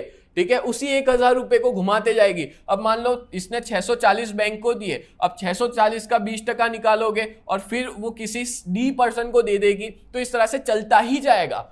और यहाँ पे हो क्या रहा है, बैंक क्या क्रिएट कर रही है, लोन क्रिएट कर रही है ना। लोन क्रिएट करने को ही अपने क्या बोलते हैं, क्रेडिट। क्रेडिट दे रही है, लोन क्रिएट कर रही है, तो इसको क्या बोलेंगे, क्रेडिट क्रिएशन कहते हैं। बोलो अब समझ में आया कंसेप्ट क्या है, क्रेडिट क्रिएशन। क्रेडिट क्रिएशन मतलब जब बैंक के पास पैसा आता है, आपने अपने पैसे बैंक में डिपॉजिट कराए 1,000 रुपए, उसी 1,000 रुपए को वो मार्केट में घुमा रही है अलग अलग लोगों के पास। ठीक है, मार्केट के अंदर से वो डिराइव डिपॉजिट ला रही है, मतलब 1,000 रुपए से वो काफी सारे डिपॉजिट्स बना रही है। ठीक है, अभी मैं आगे आपको एग्जांपल भी दूंगा, आपकी बुक में इसका एक टेबल भी दिया है, वो भी समझाऊंगा। अब देखो बैक टू द टॉपिक, यहाँ पे अपने आ जाते हैं। अब ये जो समझाया था वो क्या है, अब ध्यान से सुनना। मैंने बोला था डिमांड और सप्लाई ऑफ मनी के बारे में समझाया था, ठीक है, वो अभी आगे थोड़ा डिटेल में आएगा। बट ये याद रखो, क्रेडिट क्रिएशन बढ़ा, मतलब कि अगर मान लो लोगों ने ज्यादा पैसा डिपॉजिट करवाया, बैंक ने ज्यादा लोन दी, जितनी ज्यादा लोन देगी बैंक, उतना ज्यादा क्रेडिट क्रिएशन बढ़ेगा। और जितना ज्यादा क्रेडिट क्रिएशन बढ़ेगा, अब सीधी सी बात है, अगर मान लो कोई बंदा है लोन ले रहा है, इवन आप खुद लोन ले रहे हो, तो क्या वो पैसा घर में रखोगे? नहीं, हम क्या करेंगे, उस पैसे को यूज करेंगे मार्केट में। ठीक है, मतलब जितना ज्यादा बैंक लोन देगी, जितना ज्यादा क्रेडिट क्रिएशन करेगी, जितना ज्यादा लोन देगी, उतना मार्केट के अंदर पैसा बढ़ेगा, उतना ज्यादा लोगों के पास पैसा आएगा। लोगों के पास पैसा आएगा, लोग उस पैसे को खर्च करेंगे, या तो धंधे में डालेंगे, या इन्वेस्टमेंट करेंगे, या कोई ऐसी जगह पे, या कोई जैसे किसी को गाड़ी खरीदनी है गाड़ी खरीदेगा, कोई घर खरीदना चाहे घर खरीदेगा, मतलब मार्केट में पैसा आएगा। तो मार्केट में पैसा आया मतलब इसको क्या बोलते हैं, सप्लाई ऑफ मनी बढ़ना बोलते हैं। इसकी एक और सिचुएशन हो सकती है, अगर मान लो बैंक लोन कम क्रिएट करे, मार्केट में लोन कम जाए, ठीक है, क्रेडिट क्रिएशन कम हो, तो सप्लाई ऑफ मनी क्या होगा, कम हो जाएगा। क्योंकि कम लोन जा रही है तो मार्केट में उतना पैसा इनफ्लो नहीं हो रहा है, जिसकी वजह से सप्लाई ऑफ मनी क्या हो जाता है, कम हो जाता है, मार्केट में जो पैसा है वो कम हो जाता है। बोलो अब समझ में आया, जो मैंने यहाँ पे लिखा था वो क्लियर हुआ? तो ये एग्जाम्पल याद रखना क्रेडिट क्रिएशन का। अगर आपको ये एग्जाम्पल और ये समझ में आ गया है ना, तो मैं अब जो समझाऊंगा, जो आपकी बुक में लिखा हुआ है, वो तुरंत समझ में आ जाएगा। देखो, bank undertake the activity of credit creation to ensure that supply of money in the economy fulfills the demand of money। Market में पैसों की डिमांड और उसका सप्लाई बराबर है कि नहीं, वो देखता है बैंक। किसके थ्रू देखता है, क्रेडिट क्रिएशन के थ्रू। मैंने अभी बताया कि मार्केट में डिमांड ऑफ मनी और सप्लाई ऑफ मनी इक्वल होना चाहिए। मार्केट में पैसों की जरूरत है तो बैंक लोन के फॉर्म में मार्केट में उस जरूरत को पूरा करती है, लोगों को लोन दे दे के वो जरूरत को पूरा करती है। क्लियर, पहला पॉइंट समझ आया। दूसरा, bank creates money from the first existing stock of money, मतलब बैंक के पास जो भी पहली बार पैसा आता है, जिसको अपने प्राइमरी डिपॉजिट कहेंगे, ठीक है, उसके बेसिस पे वो मार्केट में और ज्यादा पैसा क्रिएट करती है। ठीक है, thereby add to the supply of money in the economy, और उसके बेसिस पे इकोनॉमी में सप्लाई ऑफ मनी बढ़ता है। अब देखो, क्रेडिट क्रिएशन इंक्रीजेस, ध्यान से देखना, क्रेडिट क्रिएशन इंक्रीजेस, जितना ज्यादा बैंक मार्केट में लोन देगी, क्रेडिट क्रिएशन करेगी, उतना ज्यादा मार्केट में सप्लाई ऑफ मनी क्या होगा, बढ़ेगा। है ना, अभी समझाया वही चीज, यही वाली चीज यहाँ रिपीट हो रही है। जितना ज्यादा क्रेडिट क्रिएशन, उतना ज्यादा सप्लाई ऑफ मनी बढ़ेगा, और जितना क्रेडिट क्रिएशन डिक्रीज होगा, मतलब कि जितना लोन कम लेगी बैंक, मार्केट में लोन कम देगी, उतना ज्यादा सप्लाई ऑफ मनी क्या होगा, रिड्यूस हो जाएगा। क्लियर हो गया। And when bank land money from the primary deposit, अब अपना वही एग्जांपल देख लेते हैं। आपके पास 1,000 रुपए आए थे, आपने बैंक में डिपॉजिट किए वो 1,000 रुपए, यानी कि आपने क्या किया, प्राइमरी डिपॉजिट किया। तब borrower has to open an account with the same bank. अब बैंक ने वो 1,000 रुपए को किसी को बी को दिया, और बी क्या करेगा, सेम बैंक या किसी और ब्रांच से वो एक अपना अकाउंट खोलेगा, जहां पे वो अपने पैसे लेगा लोन के फॉर्म में। अब जब उसने के पास पैसा आ गया, उसने पैसा ले लिया, ठीक है, when the cheque is credited in the new account, जब नया अकाउंट में वो चेक डालेगा, अब सीधी सी बात है, उसने लोन ली तो अकाउंट खुलेगा, और अकाउंट खुलवाएगा तो वो उसी अकाउंट में पैसा डिपॉजिट करेगा, लोन का पैसा बैंक को वापस लौटाएगा, और जब वो पैसा वापस लौटाएगा तो वो बैंक के लिए क्या हो जाएगा, डिराइव डिपॉजिट, जैसे मैंने कहा 800 रुपए बी को लोन दी, बी ने क्या किया, बैंक के पास एक अकाउंट ओपन करवाया और उस अकाउंट में वापस पैसा डिपॉजिट करवाया। तो 800 रुपए बैंक के पास आए, किसके फॉर्म में आए, डिराइव डिपॉजिट के फॉर्म में आए। ठीक है, फिर क्या दिया है, फ्रॉम दिस डिराइव डिपॉजिट, इसी डिराइव डिपॉजिट से बैंक एक और लोन अकाउंट खुलवाएगी। एक और लोन अकाउंट खुलवाया, किसका खुलवाया, सी का खुलवाया, उसको भी लोन दी थर्ड पर्सन को। ठीक है, फिर and the third person loan become one more deposit for the bank, और उसका जो थर्ड पर्सन को पैसा दिया था लोन के फॉर्म में, वो वापस वो जब लौटाएगा तो एक और डिपॉजिट बन गया। तो इस तरीके से बैंक ना प्राइमरी डिपॉजिट से बहुत सारे डिपॉजिट बना लेती है। एक बार 1000 रुपए आ गए, उससे उसने बहुत सारे लोगों को लोन दे दी, बहुत सारे लोगों को उसने पैसा दे दिया। And for every deposit the bank has to keep aside some proportion of money, और जब जब बैंक के पास डिपॉजिट आ रहे हैं तो उसको उसमें से कुछ प्रपोर्शन अपने पास रखना होता है, साइड में रख लेना होता है, कीप असाइड, साइड में रख लेना है कुछ पैसा, और उसी पैसे को जो कैश रिजर्व के फॉर्म में बनाया जा रहा है उसको कैश रिजर्व रेशियो बोलते हैं, सीआरआर बोलते हैं। और एग्जाम में ये 1 मार्क में आ सकता है क्वेश्चन। ठीक है, सीआरआर क्या होता है, सीआरआर, तो जब बैंक के पास डिपॉजिट आता है तो उसमें से बैंक को कुछ पैसा साइड में रखना होता है, और बाकी के पैसों के फॉर्म वो लोन दे दे चलेगा, बट वो कुछ पैसा उसके पास साइड में रखना होता है। उसी जो पैसे को साइड में रखा है उसको हम लोग क्या कहते हैं, सीआरआर कहते हैं, कैश रिजर्व रेशियो कहते हैं। बोलो समझ में आया कंसेप्ट। यहां पे देखा अपने ने क्या किया, बैंक ने जब उसके पास 1000 रुपए आए थे तो उसमें से 20% यानी 200 रुपए अपने पास रखा, 800 रुपए लोन दी, जब वापस 800 आए तो उसमें से 160 रुपए सीआरआर अपने पास रखा, 640 की लोन दी। क्लियर, तो इसी को ही कैश रिजर्व रेशियो कहते हैं। बोलो क्लियर हो गया ना। तो मैंने बहुत बढ़िया एग्जांपल दिया, और ये जो एग्जांपल दिया ना मैंने खुद से मन का बना के एग्जांपल नहीं दिया है, आपकी टेक्स्ट बुक में जो चीज दी है ना वही बताया है, ये टेबल मैंने आपको समझाया है। अब मैं बोलूंगा ना तुरंत आपको समझ में आ जाएगा। देखो क्या दिया ये टेबल में, मेरा एग्जांपल मैच करना।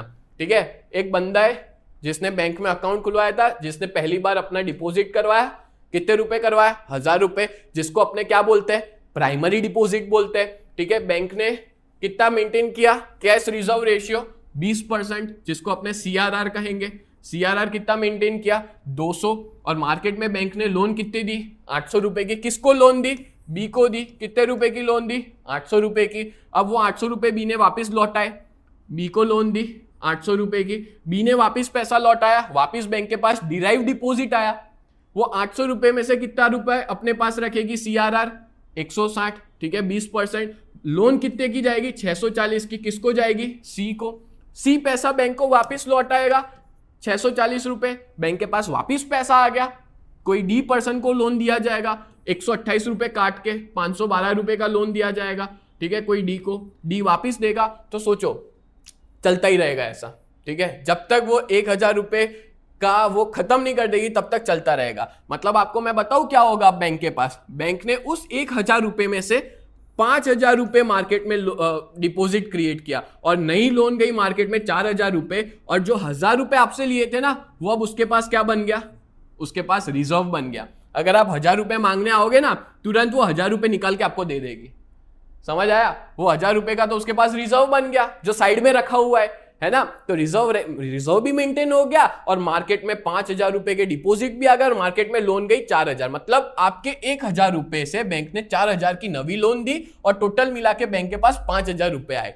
समझ आया क्या हुआ। तो ये बी सी डी जितने भी लोग होंगे ना, आगे भी ई एफ जी जो भी लोग हैं, जिन जिनको लोन देते गए, कितने लोन दिए, 1000 रुपए में से 4000 की लोन दे दी, और वो 1000 रुपए उस बैंक के पास हो गया सीआरआर, एक रिजर्व हो गया, रिजर्व मेंटेन हो गया। फ्यूचर में वो ए आया, ठीक है, बोले लाओ मेरे 1000, बैंक ने बोला ले तेरे 1000, और इसमें इंटरेस्ट कमाया वो तो अलग, हाँ इंटरेस्ट कमा रही है बैंक वो तो अलग, पर 1000 से बैंक ने 4000 रुपए मार्केट में लोन कर दी, और टोटल बैंक के पास 5000 रुपए पड़े हैं।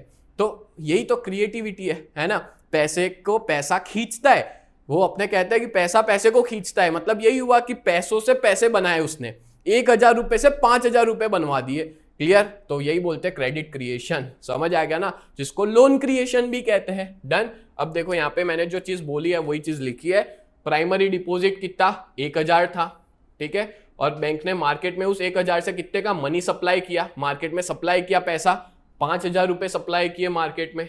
ठीक है। और it can be said that new credit of ₹4,000 is created, और हम ऐसा कहेंगे कि मार्केट में नवी लोन कितने रुपए की क्रिएट हुई, 4,000 रुपए की क्रिएट हो गई। क्लियर। और यहाँ पे एक ना फॉर्मूला देके रखा है, ये एग्जाम में 1 मार्क में आ सकता है फॉर्मूला, याद रखना।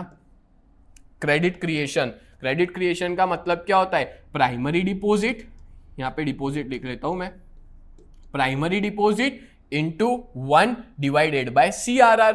ठीक है, देखो मैं आपको समझाता हूं भी, ऐसे तो सॉल्व नहीं किया आपके बुक में, बट मैं थोड़ा एडवांस चले जाता हूं। प्राइमरी डिपॉजिट कितना था, 1,000, 1 डिवाइड बाय CRR कितना है, तो CRR है 20%। 1,000 का 20% करो, कितना होगा, जब डिवाइड करोगे ना आंसर आएगा 5,000, यानी कि क्रेडिट क्रिएशन कितना हुआ मार्केट में, तो क्रेडिट क्रिएशन हुआ 5,000 रुपए। और आप एग्जाम्पल भी देख लो, एग्जाम्पल भी देख लो, वही है। ठीक है, 1,000 रुपए प्राइमरी डिपॉजिट था और बैंक ने उससे 5,000 रुपए क्रिएट कर दिए। इसका मतलब क्या हुआ, 1,000 रुपए नेट डिपॉजिट और उससे बैंक ने 5,000 रुपए क्रेडिट क्रिएशन कर दिया, यानी कि लोन क्रिएशन कर दिया। बोलो समझ में आया क्या? बहुत बहुत मेहनत से बहुत बढ़िया एग्जाम्पल के साथ आपको समझाया है। ये कंसेप्ट बहुत कम टीचर्स आपको अच्छे से एक्सप्लेन कर पाएंगे। मैंने आपको जी जान से बहुत बढ़िया तरीके से समझाया, आपको समझ में आ जाना चाहिए। अगर अभी भी डाउट है तो एक बार वापस रिवाइंड कर लो वीडियो को, वापस जा करके देखो। एक और चीज बता देता हूं जो इसके बाद वाला पॉइंट है, अगर मान लो कोई बैंक से ओवरड्राफ्ट भी करता है ना, तो वो भी एक लोन ही माना जाता है बैंक की तरफ से। ठीक है, किसने ओवरड्राफ्ट किया तो वो बैंक की तरफ से लोन माना जाता है और वो भी क्रेडिट क्रिएशन का हिस्सा है। क्लियर, डन हो गया। तो ये अपने ने क्रेडिट क्रिएशन वाला टॉपिक खत्म किया, जो कि सबसे टिपिकल टॉपिक है। बहुत मजा आया मेरे को इसको समझाने में और उम्मीद करता हूं आपको भी इसको समझने में मजा आया होगा। ठीक है, चलो अब देखते हैं। नेक्स्ट है नंबर 5, इंटर बैंकिंग ट्रांजैक्शन। क्या होता है इंटर बैंकिंग ट्रांजैक्शन? तो बैंक क्या करती है कि बहुत सी बार एक बैंक दूसरी बैंक को लोन देती है ना। जरूरी नहीं है हर बार लोगों को ही लोन दे, कभी कभी एक बैंक को जरूरत पड़ती है पैसों की, उसके पास पैसों की शॉर्टेज होती है तो वो दूसरी बैंक से मदद मांगती है। तो जब कोई एक बैंक दूसरी बैंक से पैसा लेती है तो उसको इंटर बैंकिंग ट्रांजैक्शन कहा जाता है। ठीक है, और जनरली ये बैंक शॉर्ट टर्म और लॉन्ग टर्म लोन देती है दूसरी बैंक को टाइम टू टाइम। जैसे देखो, अगर मान लो कोई बैंक दूसरी बैंक को शॉर्ट टर्म क्रेडिट दे रही है, शॉर्ट टर्म के लिए पैसा दे रही है, ठीक है, सेंट्रल बैंक के थ्रू ही देती है, डायरेक्ट नहीं दे सकती, आरबीआई को बीच में रख के दिया जाता है। तो आरबीआई को बीच में रख के जब एक बैंक दूसरी बैंक को पैसा देती है तो उसको अपने क्या कहते हैं, उसको अपने कॉल मनी कहते हैं। और उसके ऊपर जो इंटरेस्ट रेट लिया जाता है कॉल मनी पे, उसको बोला जाता है कॉल मनी रेट। क्या कहते हैं अपने, कॉल मनी रेट। सिंपल है, ज्यादा दिमाग लगाने की जरूरत नहीं है। एक बैंक दूसरी बैंक को पैसा देती है शॉर्ट टर्म के लिए, उसको कॉल मनी कहते हैं। क्या पता ये वाला क्वेश्चन 1 मार्क में आ जाए, व्हाट इज कॉल मनी। ठीक है, तो याद रख लेना। और जो उस पर इंटरेस्ट होता है उसको कॉल मनी रेट कहते हैं। चलो नेक्स्ट है सेकेंडरी फंक्शन। प्राइमरी फंक्शन वो थे जो हर बैंक को कंपलसरी परफॉर्म करने ही पड़ते हैं, बट सेकेंडरी फंक्शन ऐसे फंक्शंस होते हैं जो कंपलसरी तो नहीं है but extra service bank provide करती है अपने कस्टमर्स को, अपने क्लाइंट्स को। ठीक है, पहला है एजेंसी एंड यूटिलिटी सर्विसेज। इसका मतलब क्या होता है, बैंक जो है ना वो अलग अलग तरह की एजेंसी और एजेंट फैसिलिटी और यूटिलिटी फैसिलिटी देती है अपने कस्टमर्स को। कैसे टाइप की, फॉर एग्जांपल अगर मान लो कि मैं एक एक्सपोर्टर हूं, ठीक है, मेरे को पेमेंट करना है इंपोर्टर को, या तो इंपोर्टर से पेमेंट लेना है, ठीक है, सॉरी पेमेंट लेना ही होगा, इंपोर्टर से पेमेंट लेना है। मान लो मैंने कोई ऑस्ट्रेलिया में किसी को गुड्स बेचा, उससे मेरे को पेमेंट लेना है, तो मैं खुद जाके लूंगा तो मेरे को कितना महंगा पड़ेगा, है ना। मैं अगर खुद जाके लूंगा कितना महंगा पड़ेगा, तो उससे अच्छा क्या करूं, बीच में बैंक को रख दो।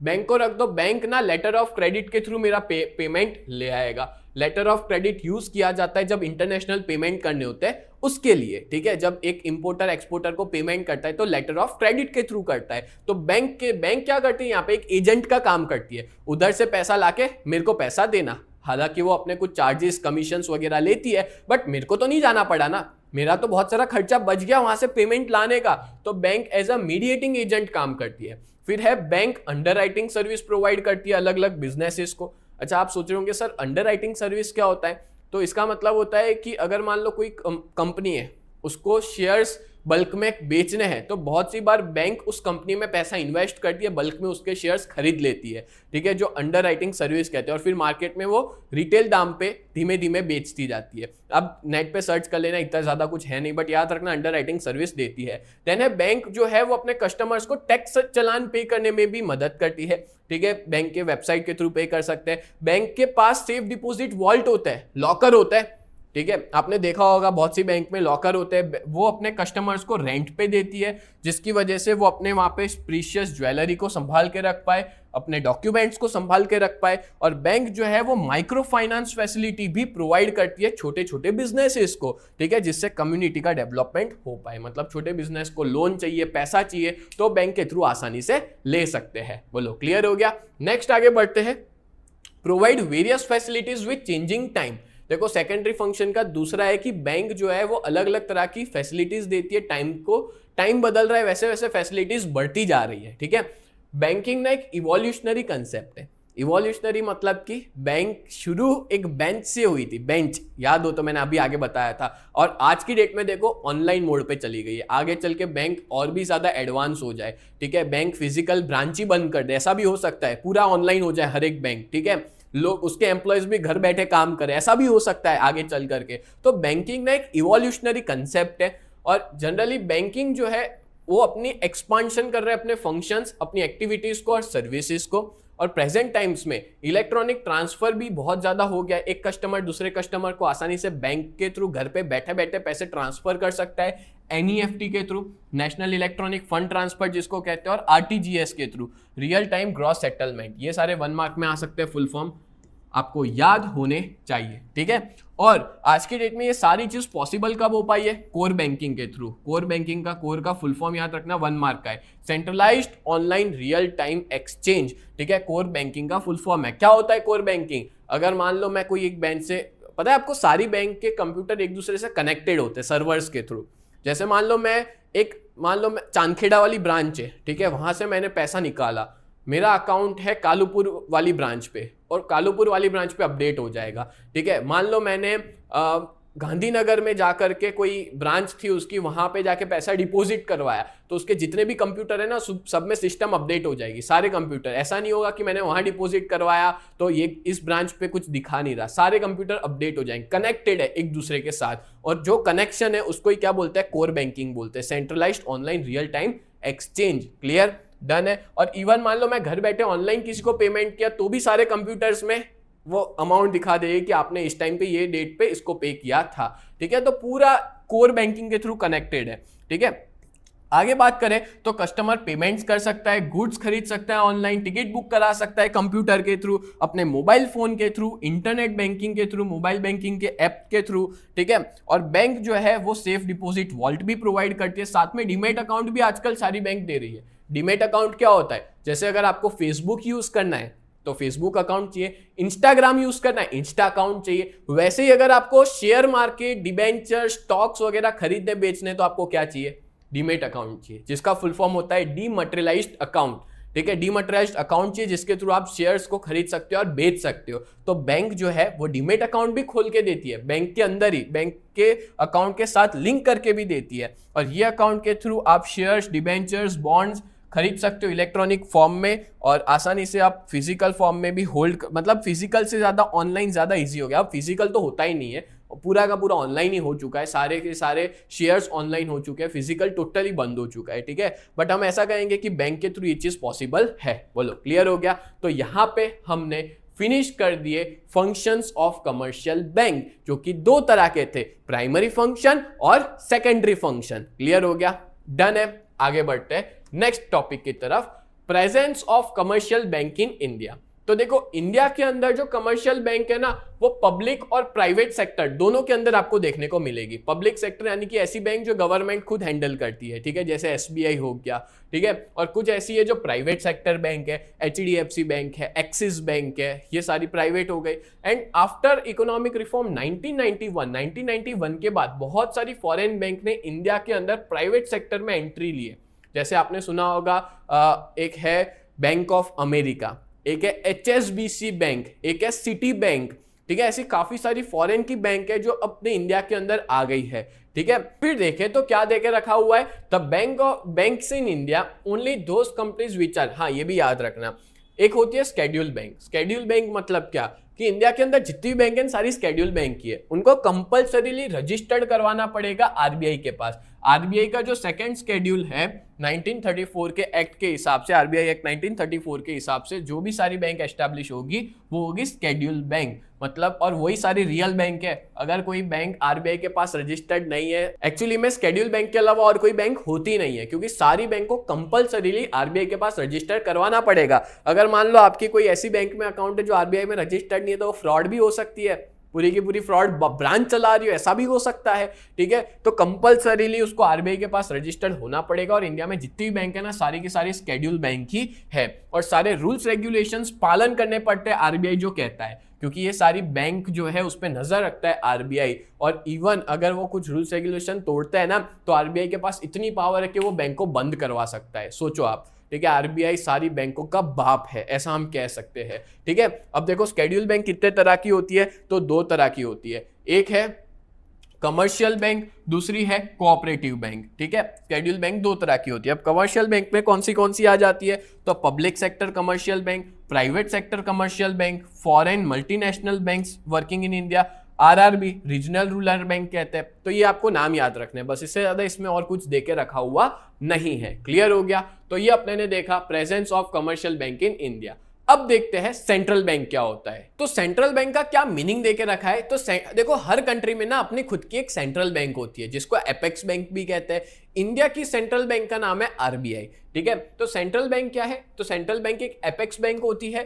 प्लस बात करें तो इसका काम क्या होता है, तो इसका काम होता है to aid regulate and promote the entire money market. Country के अंदर जो मनी मार्केट होता है, पैसों का पूरा मार्केट है ना, उसको हैंडल करना, प्रमोट करना, रेगुलेट करना, उसमें मदद प्रोवाइड करना और पूरे बैंकिंग सेक्टर को देखना। साथ साथ में कंट्री के अंदर फाइनेंशियल स्टेबिलिटी, मतलब कंट्री के अंदर पैसों की स्टेबिलिटी रहे, ठीक है, वो ध्यान रखना पूरी कंट्री के अच्छे के लिए, मतलब कंट्री के ओवरऑल इकोनॉमिक गुड के लिए। इकोनॉमिक गुड मतलब कंट्री के अच्छे के लिए काम करती है कोई भी सेंट्रल बैंक। ठीक है, अब सेंट्रल बैंक को अपने इंडिया में आरबीआई कहा जाता है। और अपनी कंट्री के अंदर ये 1 मार्क में आ सकता है, ये वाला जो क्वेश्चन है वो, ठीक है, कि अपनी कंट्री के अंदर आरबीआई एक्ट आया था 1934 में, और उसके बेसिस पे आरबीआई को सेटअप किया गया था, एस्टैब्लिश किया था 1 अप्रैल 1935।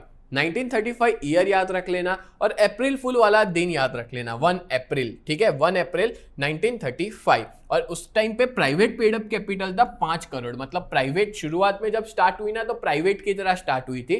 ठीक है, 5 करोड़ रुपए से इसकी शुरुआत की गई थी। और आरबीआई जो है वो नेशनलाइज्ड हुई जब हमारा देश आजाद हुआ, उसके बाद नेशनलाइज्ड हुई। नेशनलाइज्ड का मतलब होता है सरकार के पास चली गई। कौन सी डेट को, 1 जनवरी 1949 पे वो सरकार के पास चली गई। और आरबीआई एक एपेक्स बैंक है इंडिया के अंदर, जो सुपरवाइज करती है, रेगुलेट करती है पूरे मनी मार्केट को, या तो हम कहेंगे एंटायर बैंकिंग सेक्टर को, पूरे बैंकिंग सेक्टर को। साथ साथ में वो अपनी कंट्री की मॉनेटरी पॉलिसी भी बनाती है। अब देखो इस चैप्टर का नाम क्या है, बैंकिंग एंड मॉनेटरी पॉलिसी। हमने पूरा बैंकिंग पोर्शन समझ लिया, अब आरबीआई का मॉनेटरी पॉलिसी वाला पोर्शन भी हम लोग समझेंगे आगे चल के। ठीक है, तो अगर एग्जाम में 1 मार्क का क्वेश्चन आता है कि what is reserve bank of India या व्हाट इज सेंट्रल बैंक, तो आप ये लिख सकते हो। ठीक है, ये वाला मीनिंग लिख सकते हो, ये बेस्ट है।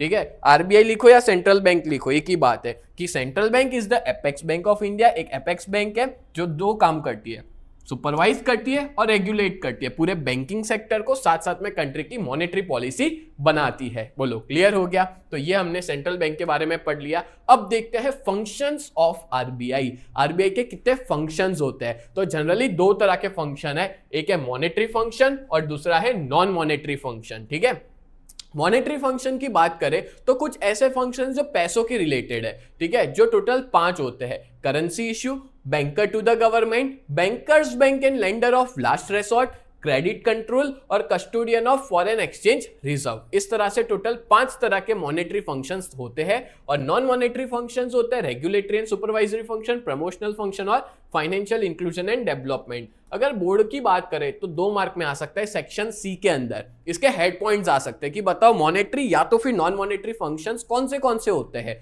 तो आपको उसके हेड पॉइंट्स लिखने होते हैं। क्लियर, चलो अब हम लोग समझते हैं। और देखो इसको ना अच्छे से रट्टा मार लेना, याद कर लेना, अगर ये आता है तो आपको पूरे में से पूरे मार्क्स आ जाए, क्योंकि हेड पॉइंट्स ना आपको अच्छे से आने ही चाहिए। एक नोट्स बनाओ ना जिसके अंदर सारे हेड पॉइंट्स अच्छे से लिखते जाना, ठीक है। तो एग्जाम के टाइम पे बोर्ड वाला दिन होगा ना, उस टाइम पे भी आप एक बार देखते चले जाओगे तो आपके लिए अच्छा होगा, आपका पूरा रिवीजन हो जाएगा। तो हेड पॉइंट्स तो आपके पास लिखे हुए होने चाहिए। अब स्टार्ट करते हैं कि मॉनेटरी फंक्शंस क्या है आरबीआई के। तो सबसे पहला है करेंसी इशू, यानी कि आरबीआई के पास एक सोल राइट है अपनी कंट्री में, वो नोट्स इशू कर सकती है, ठीक है। जो भी नोट 2 रुपए या 2 रुपए से ज्यादा की जितनी भी नोट होती है ना, वो कौन इशू करती है? आरबीआई इशू करती है। अब आप लोग सोच रहे होंगे कि सर आरबीआई 2 रुपए या 2 रुपए से ज्यादा की नोट इशू करती है, 2 रुपए की, फिर 5 रुपए की आती है, 10 रुपए, 20 रुपए, 50 रुपए, 100 रुपए और 500 रुपए और 200 रुपए की भी अभी आती है, ठीक है। तो 200, 500 ये सारी नोट कौन बनाता है? आरबीआई बनाता है, ठीक है, इशू करता है।